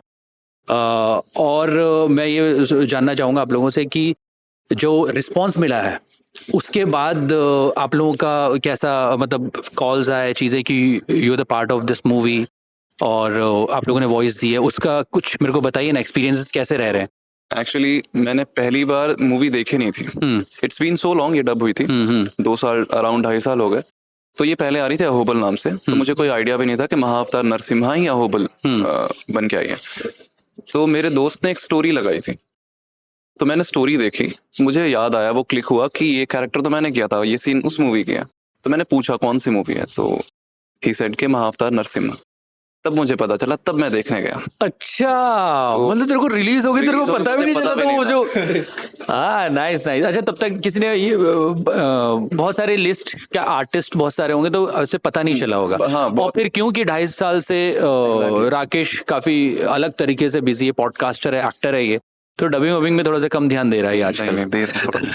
तुम्हारा कैसा रिएक्शन रहा, कैसे फीडबैक्स थे? मेरे तो जो रिलेटिव्स हैं जो थोड़ा इस रिलीजियस चीज को मानते हैं, बहुत सारा मतलब कंटेंट ये सब फॉलो करते हैं, तो उन्होंने तेरे को मारा नहीं? नहीं बिल्कुल नहीं। लकीली नहीं मारा अभी तक। रियलिटी है ना, रियलिटी है यार। तो मतलब वो क्या हो रहा है कि जो फिल्म है इसको इस्कॉन वाले काफी संत, काफी गुरु इसका प्रचार कर रहे हैं, तो उन तक ये सब पहुंचा। जो भजन देखते हैं मेरे नाना नानी, वो लोग बोल रहे हैं कि ये कोई फिल्म आई है, देख कर आए। तब मैंने उनको बाद में बताया कि अच्छा आपने वो लड़का देखा था? मैं बोले हाँ था, जिसको हम गाली दे रहे थे, जिसको हम शायद प्रहलाद को परेशान कर रहा था। तो मैं बोला मैं ही हूँ। तुम हो? मैं बोला हाँ नाना मैं हूँ। तो उनका रिस्पांस काफी अच्छा था। अब वो अपने रिलेटिव्स को बता रहे, अरे हमारा बच्चा किया है वो। तो ऐसे तो प्रोजेक्ट्स बहुत हैं, लेकिन अब उनको बोलने के लिए एक चीज मिल रही है, बिकॉज दे एक्सपीरियंस दैट, उससे वो रिलेट कर पा रहे हैं। तो that is one different experience. And जो मेरे दोस्त हैं, शायद अभी तक सिंक इन नहीं किया ये चीज कि हम किस फिल्म का हिस्सा बन चुके हैं। ऐसे बड़े प्रोजेक्ट्स आते हैं जाते हैं, लेकिन जो टेक ऑफ इसने दिया है आगे लंबा, डेफिनेटली फ्लाइट बहुत ऊंची होगी। तो इसका हिस्सा अभी हम हैं। हमें कुछ टाइम बाद और पता चलेगा कि अच्छा ये बड़ा चीज हो चुका है और अभी ये और बड़ी होगी। बिल्कुल होगी। और congratulations to both of you इतनी अमेजिंग परफॉर्मेंस देने के लिए और इस फिल्म का हिस्सा बनने के लिए। Thank you so much. Thank you Vichar and vibes पे आने के लिए। तो दोस्तों, इस वक्त मेरे साथ बैठे हैं हम महाअवतार नरसिम्हा भगवान की जो मूवी आई है उसका सिलसिला आगे बढ़ाते हैं। और मेरे साथ बैठे हैं निखिल लालवानी और विवेक वरगांवकर। तो आप पूछेंगे कि इन्होंने कौन सा कैरेक्टर किया है? आपने कौन सा कैरेक्टर किया है? थोड़ा सारा इन्होंने एक्चुअली हर कैरेक्टर किया है, क्योंकि निखिल इस फिल्म के हैं कास्टिंग डायरेक्टर, वॉइस डायरेक्टर, और थ्रू आउट मूवी में जितनी भी वॉइसेस आपने सुनी है, बहुत वॉइसेस इन्होंने अप्रूव की हैं, approve in terms of select की है शुरुआत में। तो निखिल, मुझे बताओ कि जब तुम्हारे पास ये कास्ट लिस्ट आई कि ये कैरेक्टर्स हैं, तो तुमने देखा कि ये भगवान जी की फिल्म है, तो तुमने जब आर्टिस्टों का जब चेहरा दिमाग में आ रहा था, वॉइस दिमाग में आ रही थी, वो क्या प्रोसेस था कि मेरे को इसको बुलाना है, इसलिए बुलाना है, क्यों बुलाना है, कुछ उसके बारे में बताओ। आई थिंक इस मूवी में थोड़ा सा आसान हो गया था मेरे लिए, क्योंकि एक रफ ड्राफ्ट रेडी था मूवी का, तो वो देखने मिला और उसको देख के वो इंट्यूटिवली एक वो नाम आ जाता है कि अरे ये इसके साथ फिट बैठेगा, ये इसके साथ। तो उस हिसाब से थोड़ा फ्लो में गया casting. And I think liberty मिलती है जो क्रिएटिविटी के लिए बहुत अच्छा है, कि वो मुझे अक्षय मयूर से मिलती, अश्विन जी से लिबर्टी मिली थी कि जिसे चूज करना है करो, जो तुम्हें टेस्ट करना है करो, जितना एक्सपेरिमेंट करना है करो, टाइम है हमारे पास, हमें अच्छे से अच्छा करना है। तो वो हिसाब से वो आई थिंक उसकी वजह से वो अच्छा निकल के आया है, क्योंकि वो लिबर्टी के बिना थोड़ा वो बाउंडेशंस में ना कहीं कास्टिंग ऊपर नीचे हो ही जाती है उस बाउंडेशन में रहने के कारण। तो आई थिंक इसमें आई थिंक वैलिडेशन मेरे लिए तो सबसे बड़ी वही है कि यार कास्ट सबको पसंद आई है, सबकी आवाजें सबको पसंद आई है, और आई थिंक उससे बेटर क्या ही बोलो। क्या बात है विवेक, मैं तुम्हारे से तुमसे पूछना चाहता हूँ कि जब प्रोसेस शुरू हुआ, सब डबिंग करने आने लगे, सबसे ज्यादा परेशान तुम्हें किसने किया डबिंग के दौरान? वैसे परेशान तो किसी ने नहीं किया, उल्टा वो करने में मुझे मजा ही आ रहा था, क्योंकि हर एक पहले से ही धुरंधर थे इस प्रोजेक्ट में, तो वैसे कोई परेशानी मुझे आई नहीं। उल्टा मुझे वो करने में अच्छा भी लगा, और साथ में अश्विन सर का हर कैरेक्टर पे गाइडेंस था कि इसे कैसे करना है, उसे कैसे करना है। जब तक वो सेटिस्फाई नहीं होते थे, वो कंटिन्यू वो टेक्स लेते रहते थे। सबसे ज्यादा रीटेक्स किसने लिए? सबसे ज्यादा वैसे आर्टिस्ट तो सब अच्छे थे, लेकिन अश्विन सर ही ज्यादा रिटेक्स ले रहे थे उनसे कि वो तब तक सेटिस्फाई नहीं हो रहे थे, तब तक उनको जो चाहिए था तो लेते रहते थे वो रिटेक्स। करेक्ट। अच्छा निखिल, जब तुमने इतनी सारी कास्ट कर ली, मतलब हर कैरेक्टर के लिए एक एक दो ऑप्शंस दिए, तीन ऑप्शंस दिए, तुम्हें कौन सा कैरेक्टर लग रहा था, कौन सा वॉइस आर्टिस्ट लग रहा था कि ये तो पक्का जरूर होगा? आई थिंक सबसे ज्यादा ऑनेस्टली मेरे को कॉन्फिडेंस था उपलक्ष पे। लाइक वो लॉर्ड विष्णु का देख के ही मुझे लगा हाँ ये तो मतलब चिपकेगा, आवाज उसका बैठ जाएगा बहुत अच्छे से। आदि भाई का लगा था, संचित भाई का लगा था कि ये सब आवाजें बहुत सही से जाएंगी, तो ये थोड़ा कॉन्फिडेंस था। सबसे ज्यादा अंडर कॉन्फिडेंस था नरसिम्हा की कास्टिंग के लिए या प्रहलाद की कास्टिंग के लिए, कि यार वो कहाँ से मिलेगा, वो जो टेक्सचर चाहिए था, जो फील चाहिए थी उस आवाज में, उसके लिए बहुत ऑडिशंस लगे, बहुत सारे रीडअप्स हुए, ताकि हमें वो परफेक्शन मिल पाए जो हरजीत जी और हरिप्रिया के थ्रू हमें वो मिल चुका। तो तुम्हारा क्या डिस्कशन होता था जब तुम सिलेक्शन प्रोसेस में थे, जब वॉइस फाइनल कर रहे थे, तो अश्विन सर के साथ कोई डिस्कशन होता था वॉइस को लेकर, टोन को लेकर, टोनालिटी को लेकर, या क्या क्राइटेरिया थे, क्या पैरामीटर्स थे जो तुमने वॉइस फाइनल की, जो वॉइस हैं अभी? आई थिंक सबसे अच्छी बात थी कि अश्विन जी के लिए पूरी मूवी का विजुअलाइजेशन बहुत क्लियर था यार, उन्हें पता था कि यार मुझे ये चाहिए, और वो एक्सप्लेन भी बहुत अच्छे से कर पाते थे कि यार मेरे को ऐसा ऐसा चाहिए, इसके आजू बाजू तक तू पहुंचा किसी को, उसके बाद मैं उसको आगे तक लेके चला जाऊंगा। तू मेरे रिक्वायरमेंट के आजू बाजू पहुंचा किसी को, तो मैं वहां से लेके जा पाऊंगा। तो आई थिंक वो क्लैरिटी बहुत इंपॉर्टेंट है। प्लस वो लिबर्टी जो देते थे कि कोई बंदिश नहीं है कि यार ये नहीं कर सकते, वो नहीं कर सकते, कि सिर्फ आर्टिस्ट यूज करना है, कोई तेरे को सेलिब्रिटी की आवाज लग रही है यार ये अच्छी जाएगी, वो भी सजेशन दे दे। तो वो बहुत ओपन थे to discussing it, wasn't like कि अरे नहीं मेरे को यही चाहिए तो तू यही करवा। तो वो हिसाब से बहुत हेल्पफुल थे वो।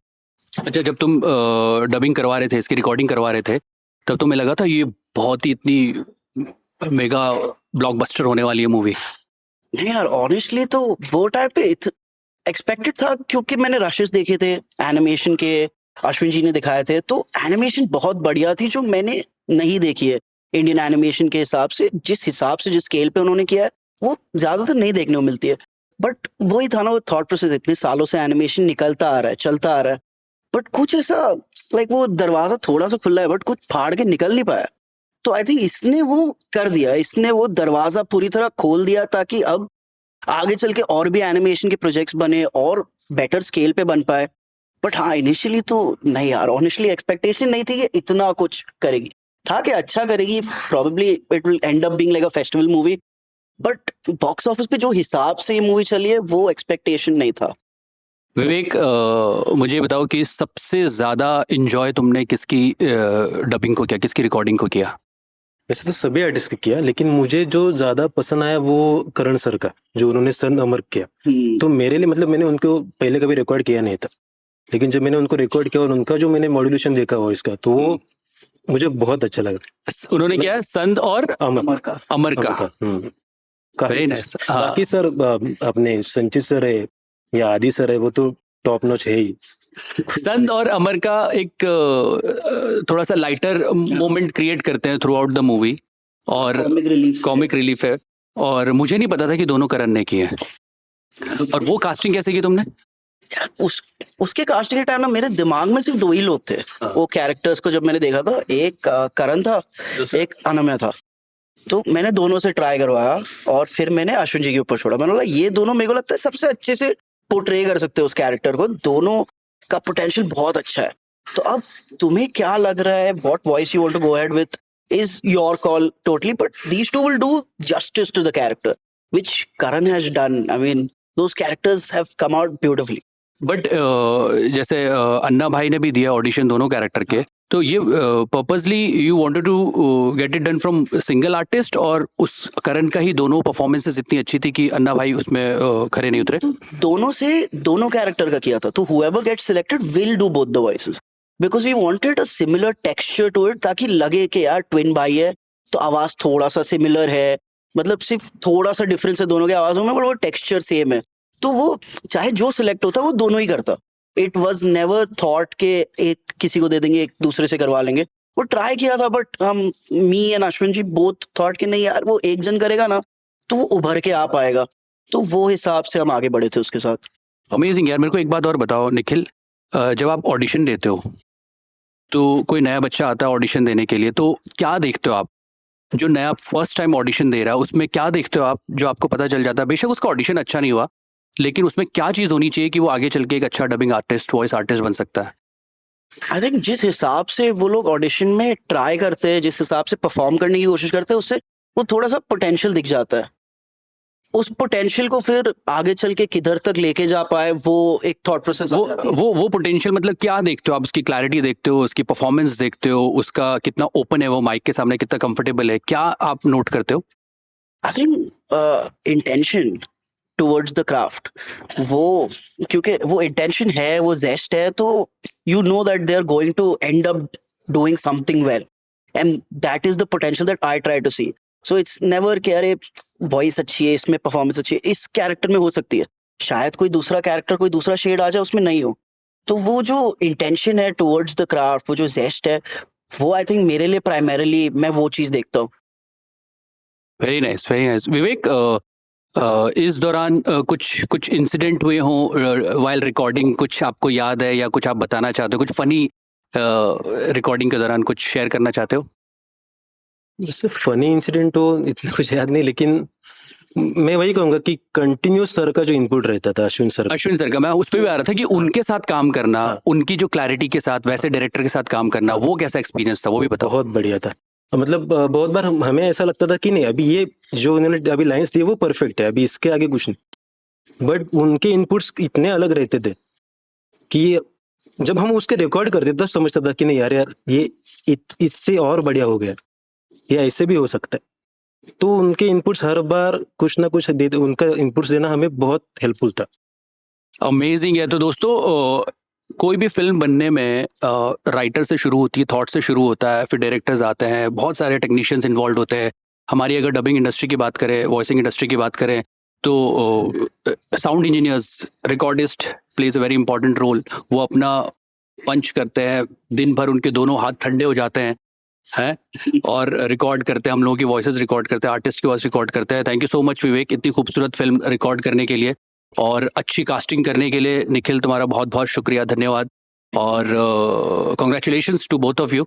दोस्तों, विचार एंड वाइब्स में ये एपिसोड बहुत ही खास है क्योंकि हम बात कर रहे हैं महाअवतार नरसिम्हा फिल्म जो आई है इतनी सुपर डुपर हिट, उनकी कास्ट से और क्रू से।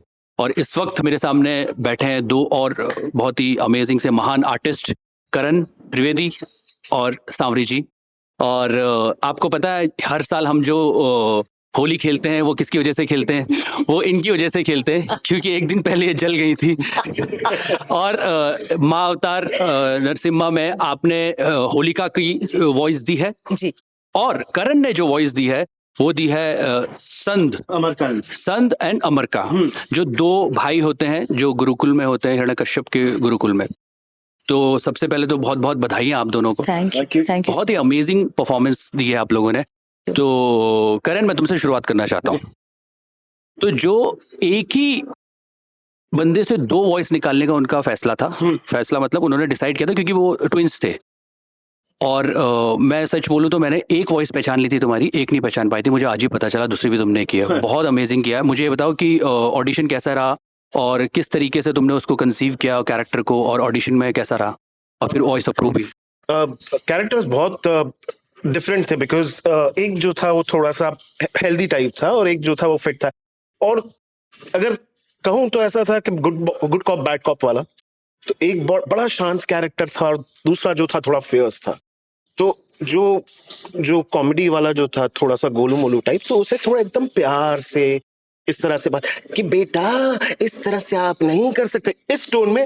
जबकि दूसरा जो था एकदम फेयर्स था, वो बोला बेटा ऐसा नहीं कर सकते, तो इस तरह से। और दोनों कैरेक्टर्स डिफरेंट लग रहे थे, तो वो चीज आई गेस वर्क कर गई। वर्क की है। और वो कॉमिक रिलीफ था थ्रू आउट द मूवी। वो आते थे, कुछ काम करते थे, कुछ नहीं हो पाता था। काफी अच्छा हुआ था। सांवरी जी, होलिका तो आपको जब ऑडिशन के लिए बुलाया कि होलिका का ऑडिशन है जी, तो कैसा लगा आपको? एक्साइटेड तो थी, क्योंकि बचपन से हमने ये सारी स्टोरीज सुनी हुई होती हैं, तो कैरेक्टर थोड़ा बहुत जानती थी कि ऐसा हो सकता है। एंड जब शुरू किया करना, तो हमने सोचा कि ये नेगेटिव कैरेक्टर है, असुर कुल से है, तो उसे थोड़ा इवलिश आवाज देते हैं। तो चैलेंज ये थी कि वो नेचुरल ईविल लगे एंड ना ही एनिमेटेड ईविल लगे। तो फिर भी ऑडिशन हुआ, वॉइस एक हमने डिसाइड की, डब भी हुआ, बट फिर ऐसा लगा कि नहीं, ये थोड़ा सा कैरिकेचरिश या एनिमेटेड लग रहा है। तो फिर हमने सोचा कि उसमें थोड़ा सा एक हम थोड़ी लयकारी रखते हैं, थोड़ा सा उसमें लचक रखते हैं, साथ ही इवलिश रखते हैं। तो वो एक अलग ही लेवल का फिर जो हमने सुना है सबने थिएटर में, वो हुआ। तो जो आप बोल रहे हो कि एनिमेटेड था, कैरिकेचरिस्ट था और थोड़ा उसको नेचुरल रखने की कोशिश की थी, उसमें थोड़ा सा आप मुझे करके थोड़ा सा कुछ लाइन बता सकती है कि पहले क्या अप्रोच थी, ताकि जो देखने वाले उनको पता चले क्या माइन्यूट डिफरेंस में भी हम परफॉर्मेंस में एक निखार ला सकते हैं। तो वो पहले ऐसा था कि भैया ये था, असुर कुल की सेवा करने का मौका देकर आपने तो मुझे धन्य कर दिया भैया। अच्छा, फिर लगा कि शायद ये कोई नेचुरली कोई कैरेक्टर ऐसा नहीं बोलेगा। तो देन असुर कुल की सेवा करने का मौका देकर आपने मुझे धन्य कर दिया भैया। तो ये एक था कि उसमें वो बोलते वक्त जैसे उसका ये ऐसे ऐसे उसके जेस्चर हो रहे थे, तो I had to actually move my voice that way. तो वो थोड़ा सा लगता कि वो नेचुरल कोई बोल रहा है, नहीं तो वो डब फील आ जाती कि भाई वो बोल असुर कुल की सेवा का मौका देकर आपने मुझे धन्य कर दिया भैया, वो फ्लैट जाता। असुर कुल की सेवा करने का ये करना था। सो वो था, उसके जो आंखों के जो एक्सप्रेशन थे वो हमने थोड़ा डिटेलिंग पे समझा, उसे करने की कोशिश की। एंड लास्ट जो होलिका दहन था, जैसे तुमने कहा कि हम सब पूरा देश मेरी वजह से होली मनाता है, वो चैलेंजिंग इसलिए था बिकॉज मैं पहले तो मैंने कहा इतने सारे इमोशन एक कैरेक्टर कैसे दे सकता है। बिकॉज एक तो उसका ईगो हर्ट हुआ कि भाई मुझे तो वरदान है, मुझे कोई जला नहीं सकता या कोई किसी भी चीज से मैं नहीं मर सकती, तो वो हर्ट हो गया। उसके बाद असुर कुल के हैं तो वो एक पावर, एक छोटा बच्चा कैसे हमें कुछ क्षति पहुंचा सकता है, डर है, जल रही है, तो ये सारे इमोशन मैंने कहा okay let me just kind of understand कि मुझे कैसे करना है इसे ब्लेंड। हमने सीन देखा 2-3-4 बार और उसको मैं काट काट के नहीं ले सकती थी बिकॉज वो फिर इंटेंसिटी मर जाती है उसकी। तो हमने पहले ये डिसाइड किया कि लाइनें क्या लेनी है, कौन से शब्द लेने हैं, इमोशंस खाली कहाँ कहाँ रखने हैं, चीखें कहाँ रखनी है, उसको एंड पर एक क्रिसेंडो पर ले जाकर कैसे छोड़ना है।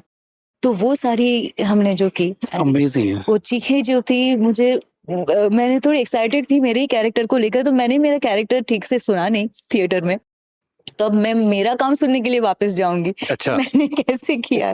तो जब आपका सीन चल रहा था आप क्या देख रही थी?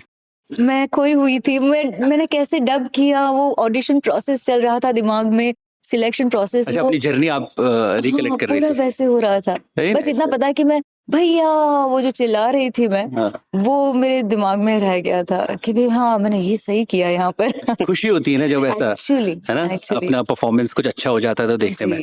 अच्छा करण मैं ये जानना चाह रहा हूँ, तुम इतने अच्छे एक्टर हो, थिएटर करते हो और वॉइसिंग में भी इतने सालों से कर रहे हो, इस फिल्म के जो डायरेक्टर हैं अश्विन जी, उनके साथ काम करके तुम्हारा एक्सपीरियंस कैसे रहा? क्या एक अलग प्रोसेस होता है वो जब एक इतना सॉर्टेड डायरेक्टर के साथ काम करने का मौका मिलता है? पहले तो मैं उन्हें जानता नहीं था, बट ऑफ कोर्स जब मैंने डब शुरू किया तो उन्होंने काफी रीटेक्स लिए थे, वो ट्राई कर रहे थे अलग अलग वेरिएशंस, ऐसे भी बोल सकते हैं वैसे भी कर सकते हैं। And I'll come back to one more point कि कभी सोचा नहीं था कि ये फिल्म इतना बड़ा नाम करेगी, इस लेवल पे पहुंचेगी। तो अब जाके रियलाइज होता है कि वाह, कि हमने जो काम किया, जिसके साथ काम किया है, वो अब रिकलेक्ट होता है कि he is a great man. और बहुत अच्छा लगता है when आपकी फिल्म हो, आपकी कोई वेब सीरीज हो, आपका प्ले हो, कोई भी चीज अगर इतना अप्रिसिएशन मिलता है तो definitely for an artist it's a very big thing. Sanwari ji, how was your experience working with Ashwin sir? Experience बहुत डिवाइन रहा बिकॉज बहुत सारे कोइंसिडेंसेस इस फिल्म से जुड़े थे। Because I always felt my mother, I lost my mother around 2-3 years ago। तो उनकी प्रेजेंस मुझे कहीं ना कहीं मुझे फील होती रहती है। पर पूरा डब होने के बाद, रिलीज होने के बाद मुझे पता चला कि जिन्होंने प्रहलाद को डब किया है उनका नाम Haripriya, my ma's name was Haripriya.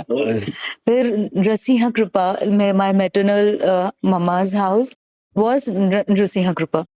उनके घर में जो देवता को माना जाता है वो नृसिंह भगवान। अरे जबरदस्त। तो बहुत सारी चीजें थी। और कहीं ना कहीं सांवरी का शब्द, सॉरी, सांवरी नाम का अर्थ इस सांवरे की प्यारी, कृष्ण की जो, तो वो मुझे ऐसा लगा कि कहीं ना कहीं जो मैंने दिल से मांगा था कि भगवान एक तो ऐसा प्रोजेक्ट दे दे जिससे ऐसे ना रातों रात हम सेलिब्रिटी बन जाएं और ऐसे पूरी दुनिया में नाम छा जाए, तो वो सुन ली भगवान ने। तो आपको लगता है इस प्रोजेक्ट ने आपको वो चीज दी है? एब्सोल्युटली दी। और मैं ये मानती हूँ कि स्पिरिचुअली थोड़ी इंक्लाइन होने की वजह से कि जो जिस वक्त आपके नसीब में लिखा होता है, बिकॉज वी ऑल नो कि ये डब काफी पहले हो चुकी थी, 1-1.5 साल पहले। फिर हमारे वॉइस आर्टिस्ट ने ये भी कहा कि अच्छा ये होली तो चली गई, अब कौन सी होली पे आएगी। तो प्रॉब्ली ये होली, एक्चुअली ये दूसरी होली चली गई। अच्छा। बट हमारे सबके नसीब में फेम अब लिखी थी। Like everybody who who has worked hard and prayed कि एक सक्सेस मिल जाए, we all got it. Amazing है। और मैं ये प्रार्थना करता हूँ कि आने वाले जितने भी अवतारों की फिल्म बन रही है, जो अश्विन सर ने शायद अनाउंस किया है, उसमें आप सब लोग इसी तरह काम करते रहें, अलग अलग कैरेक्टर्स को अलग अलग इसी तरह इंटरव्यू करते रहे। यस। और मैं एक और चीज बताना चाहता हूँ कि जब ये फिल्म आई, मतलब 1.5 साल पहले डब की थी, और फिर जब रिलीज हुई मुझे पता नहीं था, बहुत बड़ी हिट हुई, और फिर मुझे पता चला कि मैंने इस फिल्म में डब किया है। बिकॉज मैं भूल गया था। एंड इवेंचुअली जब आदि ने वो सब शेयर किया इंस्टाग्राम पे, तो स्क्रीनशॉट खींच के उसने रखा था कि कास्ट में फलाना फलाना फलाना, और मैंने पढ़ा करण त्रिवेदी, मैंने बोला दूसरा आर्टिस्ट आ गया है करण त्रिवेदी नाम का। और फिर मैंने आदि को फोन किया, मैंने पूछा कि भाई यार ये कौन सी फिल्म है, मेरा नाम कैसे लिखा है। तो तब उसने मुझे याद दिला कि ये 1.5 साल पहले डब की गई। एंड देन आई रियलाइज, फिर मैं गया, देख के आया, फिर मैंने कहा अच्छा ये कैरेक्टर मैंने ही किया यार। अमेजिंग है भाई, अमेजिंग है। Karan is one of the sweetest characters. मतलब जो थोड़ा गोलू मोलू सा है, oh you will fall in love with his character. जो इन्होंने किया ना, जो दो किए हैं, जो करेक्ट बहुत प्यारा रखा है जी। तो सांवरी जी, मैं ये मौका नहीं छोड़ना चाहता हूँ। होलिका हमारे स्टूडियो में आई हैं, तो ये इन लोगों को बोल दीजिए सब होलिका की आवाज में कि थोड़ा विचार एंड वाइब्स को चैनल को सब्सक्राइब कर दो, और वीडियो अच्छा लगे तो शेयर कर दो, और कमेंट करके बताओ सबसे अच्छा क्या लगा, प्लीज होलिका की आवाज में। बस एक बात कान खोल कर सुन लो, विचार एंड वाइब्स के पॉडकास्ट को अभी के अभी लाइक, शेयर और सब्सक्राइब करो। वरना अंजाम अच्छा नहीं होगा। सबको गोद में बैठा बैठा के फूक देंगी। जल्दी से सब्सक्राइब करो। Thank you so much Sanwari ji. Thank you Karan. Thank you. विजय पाने का सुख एक और पुत्र प्रेम का सुख एक और। एक नाम से सबकी मुक्ति है, ओम नमो भगवते वासुदेवाय। तो दोस्तों, अभी मेरे साथ बैठे हैं नारायण नारद मुनि जी, और जो फिल्म में आपने आवाज सुनी होगी भूमि की, पृथ्वी माता की, वो है हमारे साथ। आप हैं नेहल पांडे और हरीश मोहिली। तो दोस्तों आपने इतने सारे वॉइस आर्टिस्ट की आवाज़ सुनी अभी तक, सब वॉइस आर्टिस्ट हैं, सब अलग अलग एक्टर्स हैं। अभी जो मैं आपसे जिनसे बात कराने वाला हूँ वो टीचर भी हैं साथ में। नेहल आप टीचर भी हैं? जी जी बिल्कुल। सबसे पहले मैं नमस्कार सभी दर्शकों को और ओम नमो भगवते वासुदेवाय नमः। नमो नमः। जी मैं टीचर भी हूँ, एक्टर भी हूँ और वॉइस एक्टिंग में भी मैं कर रही हूँ। तो ये इस कैरेक्टर के लिए, भूमि कैरेक्टर के लिए आपको ऑडिशन के लिए किसने बुलाया? ऑब्वियसली निखिल। अरे वाह। और निखिल आई डोंट नो उनका कुछ एजम्पशन या उनका थॉट प्रोसेस क्या था। उन्होंने मुझे सिर्फ 5 मिनट हंसने के लिए बोला था। अच्छा। ज्यादा तेज भी नहीं, ज्यादा नॉर्मल भी नहीं, बस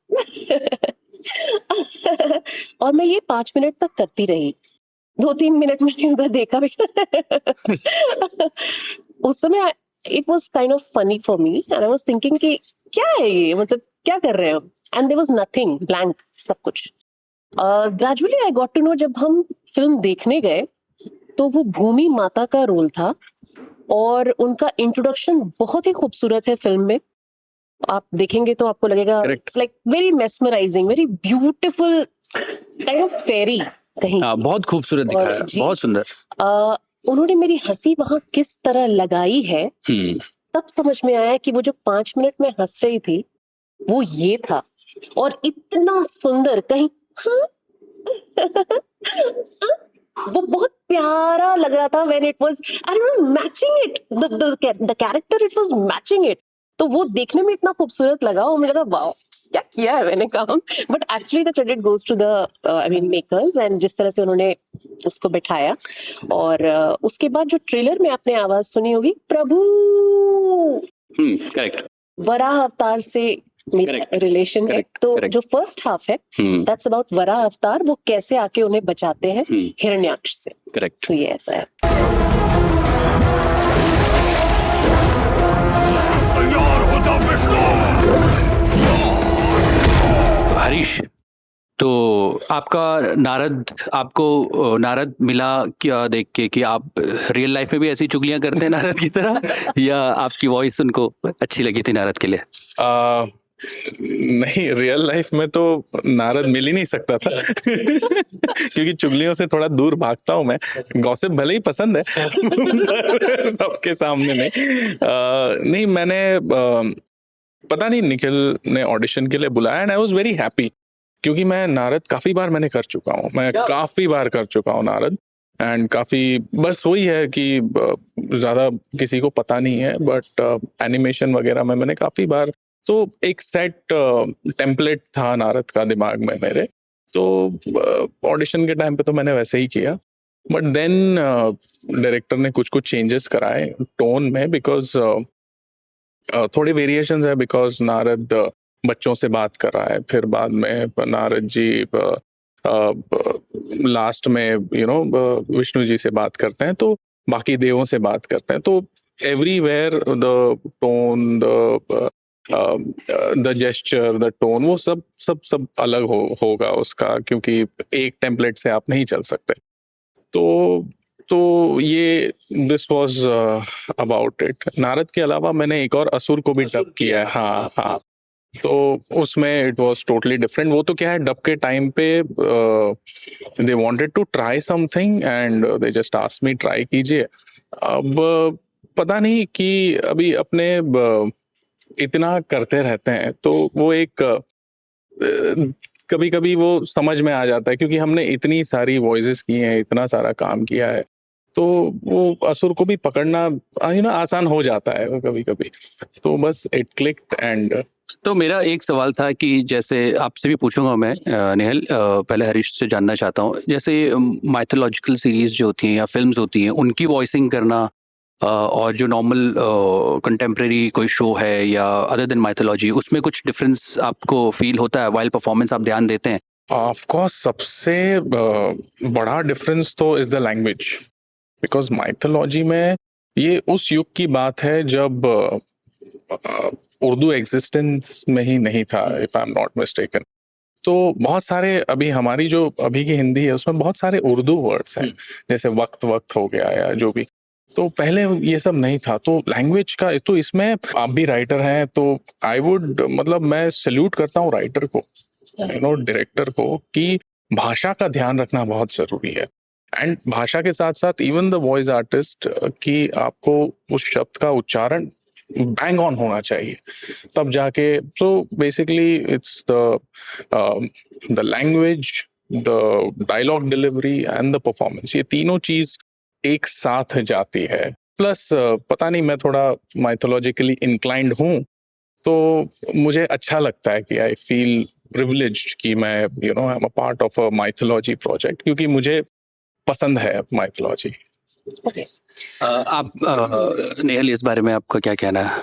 Myself being a teacher first, I would like to correct here. It's not mythology, it's history. It's history, yeah. बहुत सारे लोग इसको I'm sorry, madam. माइथोलॉजी बोलते हैं, मिथ। मिथ नहीं है, मिथ नहीं है, सच्चाई है, हिस्ट्री है। हाँ, ये सच्चाई सत्य है, सत्य और हमारे देश की सच्चाई है। Sorry madam, sorry. जिसका एक हिस्सा बनने का हमें मौका मिला। बिकॉज हाँ, काफी जगहों पर मैं सुन रही हूँ माइथोलॉजिकल स्टोरी बहुत अच्छी थी, क्या story. It's I just want to tell, आपके प्लेटफॉर्म के थ्रू शायद मैं उन सभी लोगों को बोल सकूं कि प्लीज ये माइथोलॉजी नहीं है, दिस इज हिस्ट्री। ये हुआ है और ये सत्य है, और इससे कोई छेड़छाड़ नहीं की गई है पूरे फिल्म। मैं तो उस टेम्पल में गया, ओविलाम टेम्पल जो साउथ में है। जी, जी, इनके टेम्पल में गया मैं। नरसिम्हा जी का, और एग्जैक्टली वैसा ही दिखाया गया है कि वो कैसे पानी में अपना हाथ धो रहे हैं। करेक्ट। और इतनी खूबसूरत पिक्चराइजेशन, हर आर्टिस्ट की इतनी क्लिष्ट हिंदी, उस पर इतना तगड़ा कह सकते हैं कमांड है। और ये डायरेक्टर को मैं सैल्यूट करूंगी कि उन्होंने हमारी हिंदी को बचाया, जहां लैंग्वेज पे इस वक्त इतना चल रहा है, ये लैंग्वेज वो लैंग्वेज, ऐसा नहीं, हिंदी नहीं, वो नहीं, वहां इतनी सुंदर हिंदी। और चाहे जेनजीज हो, चाहे हमसे बड़े हो, मैं जब सिनेमा हॉल में बैठ के देख रही थी, सबसे अच्छी चीज की मैंने देखा कि इस्कॉन के भी लोग आए हुए थे, and people were removing their footwear outside the theatres and they were going inside. I have never seen in my career, even being a viewer, even being an artist, कभी नहीं देखा कि कोई चप्पल उतार के अंदर जा रहा है। तो इतना भाव है भगवान के लिए। और दूसरी बात की, पीपल वर क्राइंग, जेनजीज जिनको कहा जाता है कि इनके हिसाब से कभी कभी फिल्में बनानी पड़ती हैं, ये फिल्म बिल्कुल सत्य थी, जैसा था वैसा ही था, और जेनजीज को बहुत पसंद आया। तो अब ये कोई ना बोले कि भाई जेनजीज के लिए हमको ऐसा बनाना पड़ता है, या पुराने लोगों को शायद ऐसे नहीं पसंद है। नहीं, आप जैसा है ना वैसा दिखाओगे ना, people will love it. Correct. So और हाँ, जहां आपने बोला अलग अलग कैरेक्टर्स प्ले करने पड़ते हैं, जी, ऑन ऑफ करना पड़ता है। और जैसे मैंने पल्लवी जोशी जी को डब किया है in English for Kashmir files. अच्छा। So that character was completely different, grey shade, और वहां मैंने गाना भी इंग्लिश में गाया है, खुद कंपोज करके। अच्छा, हम देखेंगे वाला गाना? जी। क्या बात है, थोड़ा सुनाइए ना। अब याद है आपको? अब I think so would be difficult. English teacher मेरे को मिल गई। We will see.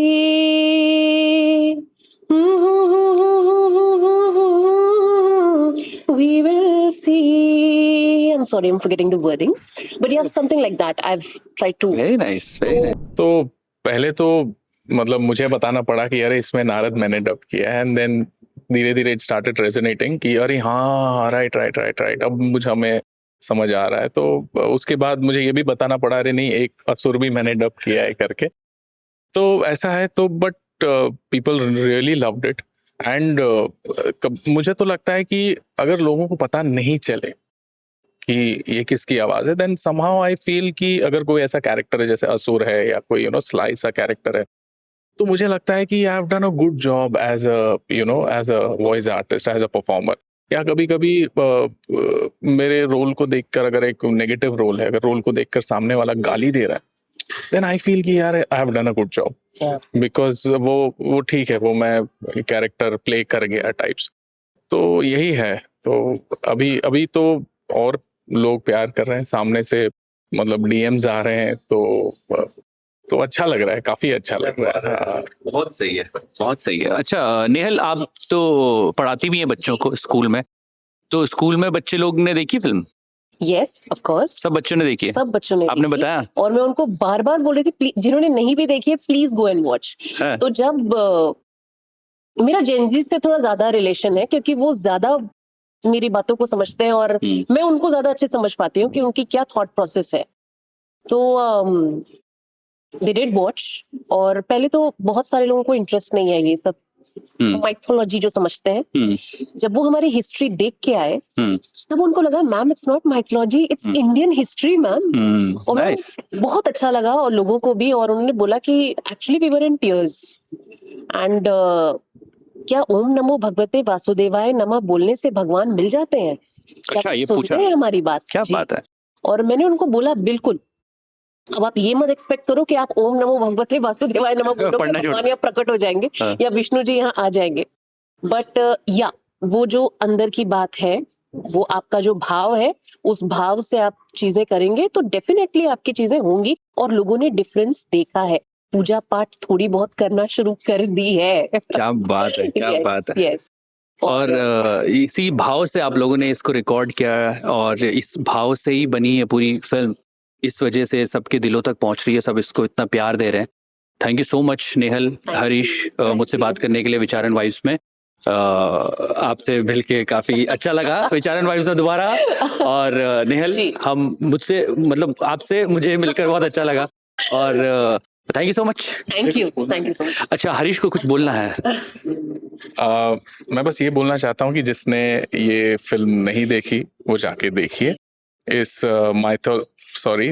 Historical drama को एंजॉय कीजिए।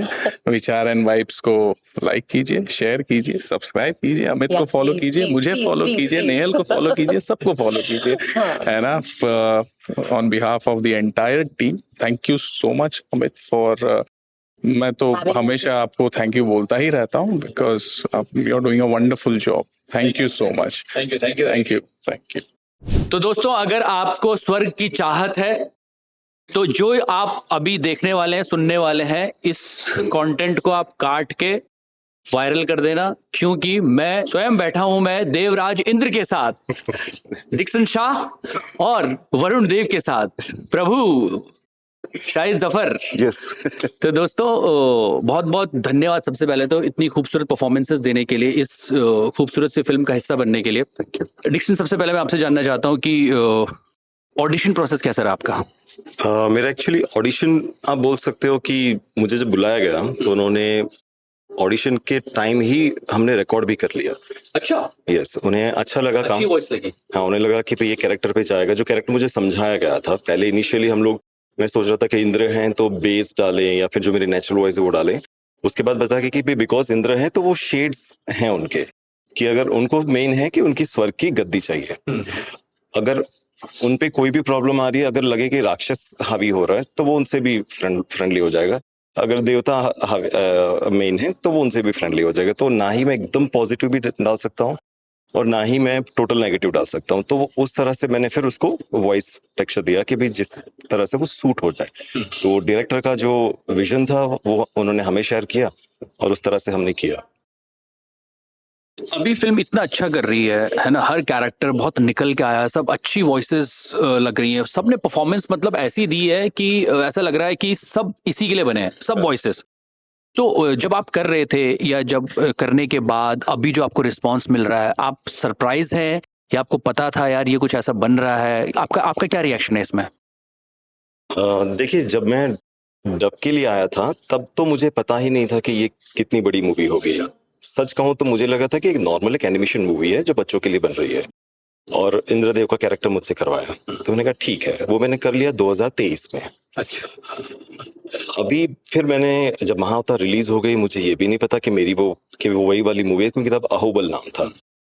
तो जब एक आर्टिस्ट हैं, उन्होंने मुझे फोन करके बताया कि मैं अभी अभी महाअवतार देख कर आया हूँ और इंद्र की आवाज जो है वो बहुत जच रही है। मैंने कहा कौन सी मूवी? तो बोले महाअवतार। मैंने कहा वो जो भी चल रही है वो? बोले हाँ, महाअवतार नरसिम्हा। मैंने कहा नहीं, मैंने उसमें नहीं किया। तो बोले नहीं, आप ही की आवाज है। मैंने कहा पॉसिबल नहीं है, मैंने की होती तो मुझे तो पता हो ना भाई। तो उन्होंने कहा नहीं, 100% इट्स योर वॉइस। मैं तो बोले आपकी आवाज पहचानता हूँ। मैंने कहा ठीक है। देखता हूँ। अभी मैंने एक्चुअली इंद्र प्लेस जब करता था तो मैंने इंद्र के कैरेक्टर भी प्ले किया है। क्या बात है। हाँ, और लाइव एक्शन एक मूवी है उसमें भी इंद्र को मैंने वॉइस दी है। और ये एनिमेशन में एक इंद्र की मैंने वॉइस दी थी जो 2023 में मुझे जब रिकॉर्ड चेक किया तो मैंने देखा कि हाँ 2023 में मैंने की है। फिर कुछ और कॉल्स आने लगे, मैसेजेस आने लगे, उसके बाद पता चला एक मैंने कहीं से किसी ने इंस्टा पे क्लिप भी डाली थी जिसमें इंद्र का सीन था एक, तो मैंने वो भी देखा। मैंने कहा आवाज तो मेरी है ये तो मैंने ही किया लग रहा है। फिर वही रिकॉर्ड चेक किया तो पता 2023 में अहोबल जो थी वही महाअवतार नरसिम्हा है। तो ये था कि भाई पता ही नहीं था कि मूवी चल रही है और इतनी अच्छी चल रही है और उसमें मेरी आवाज है और लोग पसंद कर रहे हैं। ये भी लीला है भगवान की, है ना।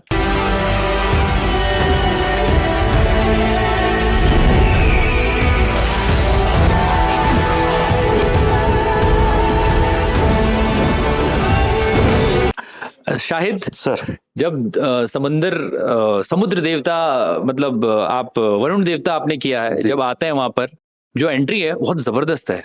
वो सीन बहुत अच्छा है। हाँ। तो आपने वो सीन देख लिया था जब रिकॉर्डिंग कर रहे थे? नहीं वैसा विजुअल नहीं आया। विजुअल नहीं आया था ना वैसा? मतलब एनिमेटिक था थोड़ा सा, तो उतना समझ में नहीं आया था कि क्या होगा। बट वो थिएटर में अरे बाप रे, मैं खुद मजा आया और ये वरुण देव और उसको मैंने आवाज दी है, तो अलग ही एक्सपीरियंस था। तो तुम्हारा भी ऑडिशन हुआ था या डायरेक्ट कास्टिंग? ऑडिशन, हाँ ऑडिशन। ये लकीली जैसे बोलते हैं, मैं खुद एज ए डबिंग डायरेक्टर मैं ये बात पे बहुत बिलीव करता हूँ कि कैरेक्टर ना आपको खुद चुन लेता है। तो ये कैरेक्टर शायद मेरे नसीब में था, क्योंकि मैं सिर्फ नॉर्मल ऑडिशन के लिए आया था। मैं एटमॉस्फेयर पहले आया नहीं था। अच्छा, तो मैं ऑडिशन किसी और नॉर्मल कि यार मैं वॉइस एक्टर हूँ और मेरी अच्छा इस तरीके से आए थे। हाँ, कि आप मेरा ऑडिशन ले लो। हाँ, तो निखिल भाई ने बोला अरे यार तुम आ जाओ, टेस्ट करते हैं तुमको, एक है प्रोजेक्ट। तो उस टाइम मेरा असुर में उन्होंने लिया था, और असुर में मेरे लुक को पर्सनैलिटी, क्योंकि शक्ल देख के वॉइस की कास्ट हो जाती है। कास्टिंग मोस्टली नहीं, लेकिन अब थोड़ा सा परफॉर्मेंस को लेके की जाती है। लेकिन पहला जो इम्प्रेशन है, जो हम आर्टिस्ट को अच्छे से नहीं जानते, उसका वेरिएशन नहीं जानते, तो वो थोड़ा लुक और पर्सनैलिटी से जज करके वो बोलता है कि हाँ भाई ये ट्राई करो। मैंने कर दिया, और एक दो सीन थे उसके किए और मैं चला गया। मैंने कहा कि यार हुआ कि नहीं हुआ, अच्छा हुआ, कैसा हुआ। फिर 2-4 दिन बाद फिर कॉल आया कि आप आ जाओ, डब करना है। मैंने कहा हो गया, क्या बात। तो जब आया तब फिल्म के डायरेक्टर अश्विन सर वो थे, तो उन्होंने बोला कि आपको हम वरुण देव का कैरेक्टर, आपकी आवाज मुझे लगता है कि उसमें ज्यादा बेहतर लगेगी। क्या बात है। मैंने कहा ठीक है सर, क्या बात। तो हो गया, और वहीं डब हो गया। तो वो डब हुआ, और डब भी जैसा सभी आर्टिस्ट बोल रहे हैं, जो अश्विन सर को जो चाहिए वो निकलवा के ही रहेंगे, वही चाहिए। ये नहीं कि आप कर दिए और हाँ ठीक है, नहीं। तो 1-1.5 घंटे लगातार हम डब कर रहे थे, वो आउटपुट नहीं आ पा रहा था, सीन मिसिंग, कहीं थोड़ा सा कुछ ना कुछ रह जा रहा था, और मैं अपना 100% दे रहा था, क्योंकि फर्स्ट टाइम भी मैं यहाँ डब कर रहा था एटमॉस्फेयर स्टूडियो में। हाँ, तो एक अपना इम्प्रेशन भी थोड़ा सा जमाना पड़ता है कि यार अपना 100% दे दें। हाँ। वो चल रहा, उनको ठीक लग रहा, लेकिन वो वैसा जो जैसा वो चाह रहे हैं वो नहीं आ पा रहा। बट उन्होंने बोला एक काम करो, ब्रेक ले लो। अच्छा, ब्रेक पे अभी बहुत कॉमेडी हो गई थी। क्या हुआ था? नहीं मतलब वही कि चाय भाई आप जाओ चाय वाय पी लो कुछ। मैं और निखिल भाई जो डायरेक्टर थे, तो हम गए, पी के आए, और फिर वो जो फ्लो मिला, तो मेरे ख्याल से वो एक जो मोनोटोनस एक ऑटो पायलट में हम चढ़े थे, वो करने की देरी थी के लिए, तो उनका एक विजन था कि यार ये शायद लूप में फंस रहा है, ये इसको थोड़ा ब्रेक दे दूं। तो ब्रेक के बाद फिर वो एक बार में पूरा वो डब हो गया। क्या बात है। डिक्सन, मैं आपसे पूछना चाहूंगा, ये फिल्म, ये कहानी हम बचपन से सुनते आए हैं, है ना, भक्त प्रहलाद और हिरण्यकश्यप की कहानी।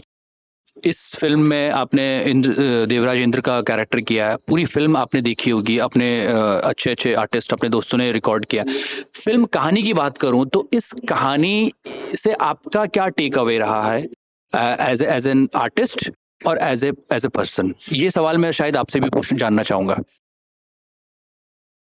फिल्म मैंने देखी, और एज एन पर्सन अगर मैं कहूँ तो इट इज बिलीव कि भी आपका ट्रस्ट जो है वो बहुत जरूरी है। आपकी लाइफ में चाहे जो भी हो रहा हो, अगर आप में ट्रस्ट है आपको भगवान में, तो कहीं ना कहीं से रास्ता निकलता ही निकलता है। बस आपको लगे रहना है, वो चीज को छोड़ना नहीं है।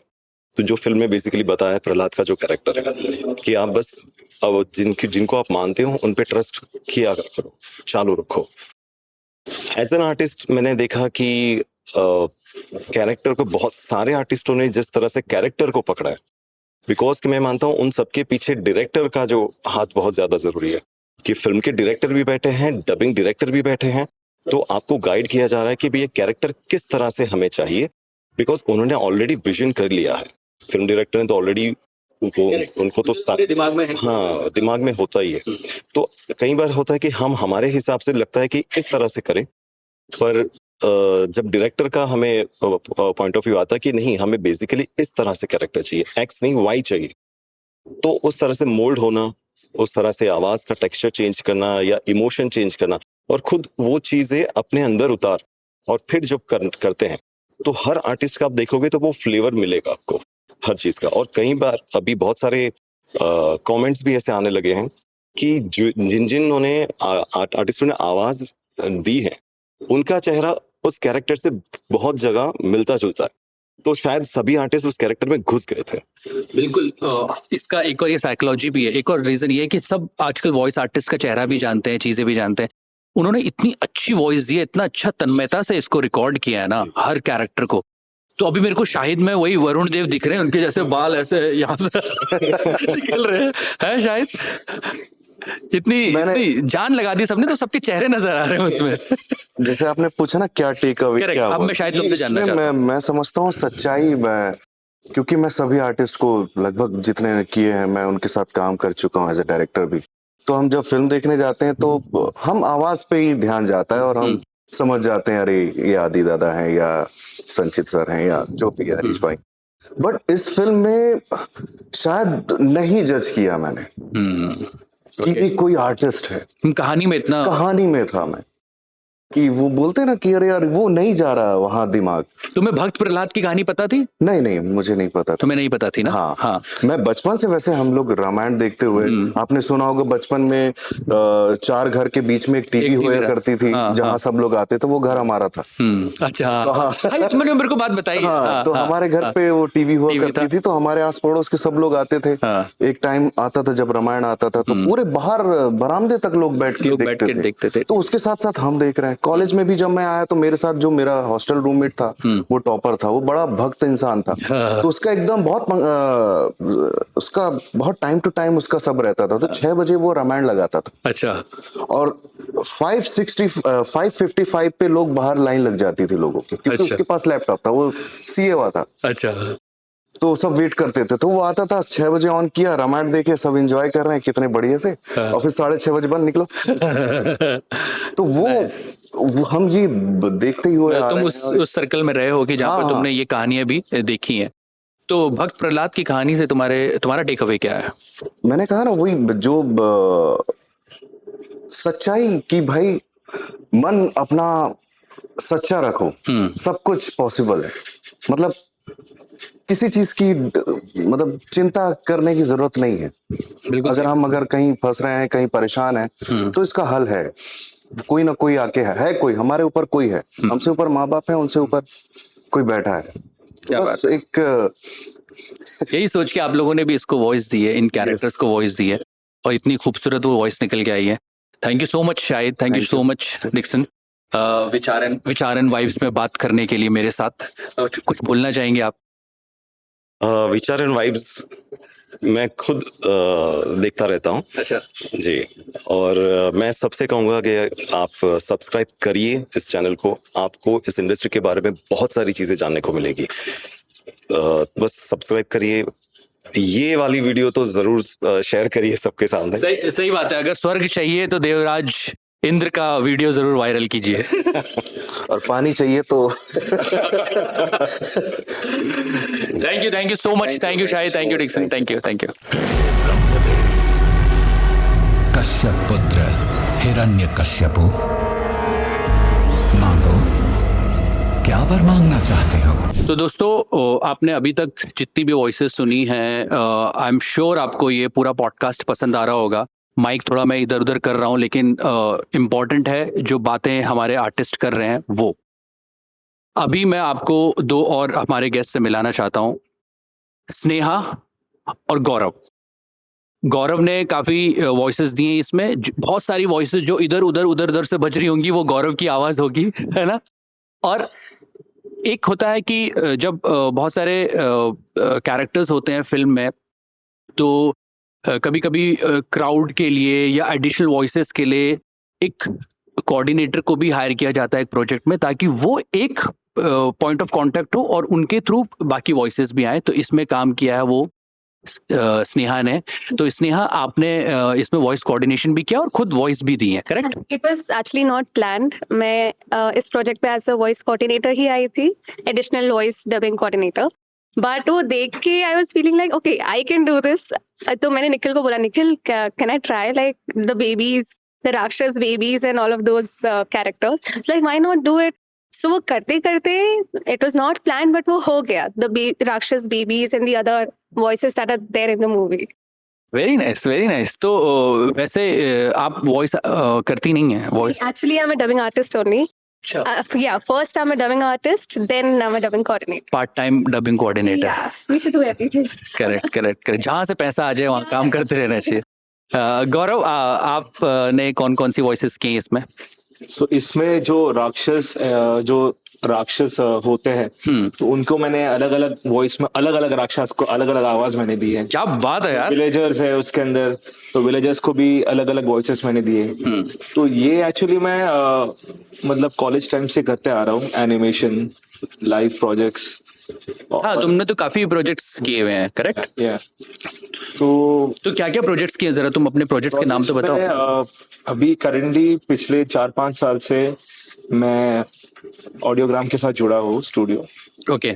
जो सौम्यदान का है। हाँ, सौम्य भाई का स्टूडियो है। का स्टूडियो है। वहाँ पे ओरिजिनल कंटेंट भी चलता है काफी। जो ओरिजिनल कंटेंट है उनमें मैंने आवाज मैंने दी है। लिटिल सिंघम में, वेरी नाइस, लिटिल सिंघम में जितने गूंज होते हैं, अच्छा, जो राक्षस आते हैं, उनमें मेरी आवाज क्या बात है मैंने दी है।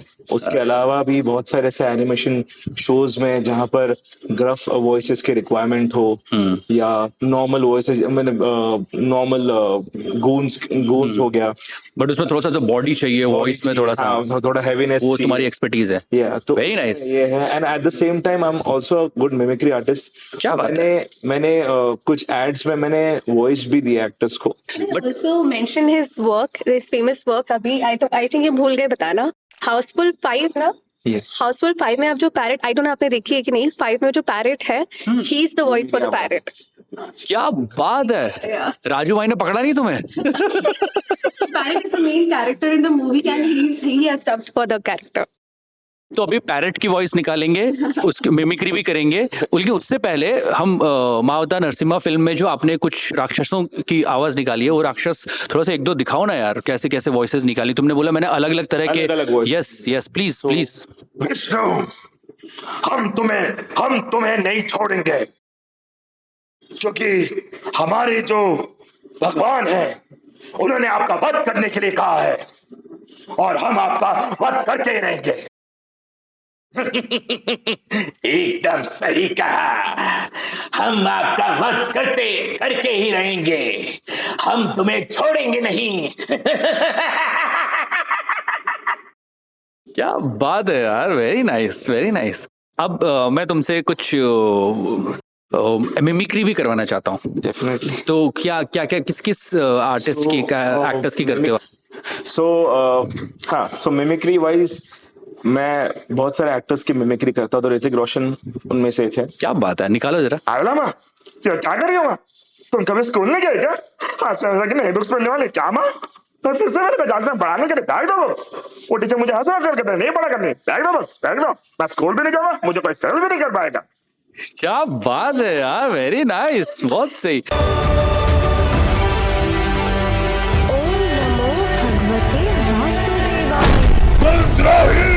तो दोस्तों, नरसिम्हा भगवान की कृपा से ये मेरा पॉडकास्ट चल रहा है, आपको भी मजा आ रहा होगा।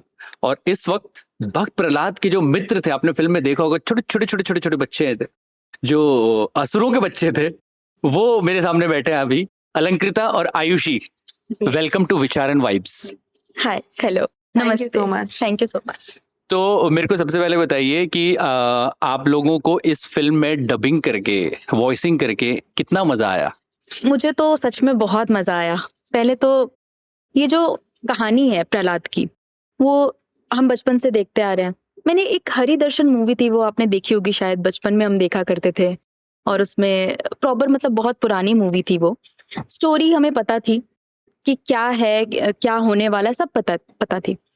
लेकिन उसके बाद जब हम उसको खुद अपने इमोशंस उसमें डाल रहे थे, और डायरेक्टर ऑब्वियसली डायरेक्टर का जो आउटपुट था, इनपुट था उसमें, और हमने जो आउटपुट दिया वहाँ पे, तो वो सब मतलब अपने आप में एक डिवाइन फीलिंग थी, क्योंकि हम बचपन से ही बहुत कनेक्टेड हैं गॉड से, एंड मैं पर्सनली कृष्णा से बहुत कनेक्टेड हूँ। हाँ जी, तो इस वजह से वो विष्णु एंड ऐसा कनेक्शन है मेरा। एक छोटा सा कैरेक्टर है फिल्म में, ठीक है, and you the voice of Doraemon now, और तुमने इतने अच्छे अच्छे बड़े बड़े कैरेक्टर्स किए हैं, तो आपको एक फिल्म के लिए एक छोटे से रोल के लिए बुलाया जाता है, तो आपको कैसा लगता है? सर मेरे लिए तो कोई भी काम ऐसा छोटा बड़ा नहीं है। मैं हर कैरेक्टर को जितना हो सके मेरे से 100% देने की कोशिश करती हूँ, चाहे वो छोटा हो बड़ा हो। मेरा ये रहता है कि लोग आखिरकार मुझे सुनेंगे, है ना, वो तो उस हिसाब से देखेंगे कि नहीं आयुषी ने डब किया है तो इट मस्ट साउंड गुड। तो उस हिसाब से मैंने दीना का कैरेक्टर डब किया, और वो असुर बच्चा है, और निखिल ने कास्टिंग की है। अभी सब बात कर रहे थे कि चेहरा देख के कास्टिंग हो रही है, ये हो रहा है, वो हो रहा है, लोगों का जो कैरेक्टर है वो देख के कास्टिंग हो रही है। मैं सोच रही मैं असुर नहीं बच्ची असुर। हाँ, मतलब क्यूट है वो कैरेक्टर, एक्चुअली वो क्यूट है कैरेक्टर, लेकिन वो पहले असुर होता है, थोड़ा सा बिगड़ा हुआ सा होता है, बुली करता है, फिर धीरे धीरे सुधर जाता है। तो वैसा कैरेक्टर है, बहुत मजा आया। थैंक यू सो मच, बहुत अच्छा किया आपने दीना का कैरेक्टर। अलंकृता, आपके कैरेक्टर का नाम था कुछ? एक्चुअली हम एडिशनल वॉइसेस के पार्ट है, सो एक पर्टिकुलर कैरेक्टर हमने डब नहीं किया था। अच्छा, तुमने बहुत सारी वॉइसेस डब की? काफी सारे यहाँ वहाँ क्राउड सीन्स किए हैं, इनसीज किए हैं, इधर उधर छोटे छोटे कैरेक्टर्स किए हैं। अच्छा अलंकृता, कितने साल से आप रिकॉर्डिंग कर रहे हो, वॉइसिंग कर रहे हो? आई थिंक 3 years अप्रोक्सीमेट मैं कर रही हूँ। Very nice. कौन कौन से कैरेक्टर्स आपने किए, जरा ये बताइए विचार एंड वाइब्स के व्यूअर्स के लिए। तो I started with crowd dubbing, और क्राउड मैंने काफ़ी सारे किए हैं, अभी भी कंटिन्यूस चलते हैं। कैरेक्टर्स में मैंने ऑडियो बुक इसी स्टूडियो के साथ की थी, विच वाज नाम I think Mrityunjay audio book का नाम है, जिसमें एक कैरेक्टर थी बहुत इंपॉर्टेंट, उनका नाम मुझे याद नहीं है अभी कैरेक्टर का, बट वो मैंने नरेशन किया था उस कैरेक्टर का। एक मूवी आई थिंक आदि पुरुष में एक मेरा कैरेक्टर था सब शबरी का। माय हीरो एकेडेमिया एक एनिमेशन सीरीज है, उसमें भी मेरा कैरेक्टर था। तो ऐसे ही छोटे मोटे कैरेक्टर्स यहाँ वहाँ काफ़ी किए हैं। अभी मेजर ब्रेक थ्रू कैरेक्टर बहुत बड़ा तो फिलहाल नहीं मिला है, बट आई होप कि ऐसे ही सीनियर आर्टिस्ट के साथ काम करने का मौका मिलेगा, तो hopefully I land one my self one. Sure definitely. अब मेरे को एक बात बताओ अलंकृता, तुमने डबिंग पूरा मतलब फिल्म तो देख ली है ना? एक्चुअली मैंने अभी तक पिक्चर नहीं देखी है। वाओ, तुमने भी नहीं देखी है? इनको ले जाओ रे। नहीं कोई बात नहीं, लेकिन तुम लोग फिल्म जाके देखो। तो मैं अगला सवाल ये पूछने वाला था तुमसे, लेकिन तुम लोगों ने फिल्म देखी नहीं है जी। चलो अभी उसको दूसरी तरीके से पूछता हूँ कि तुमने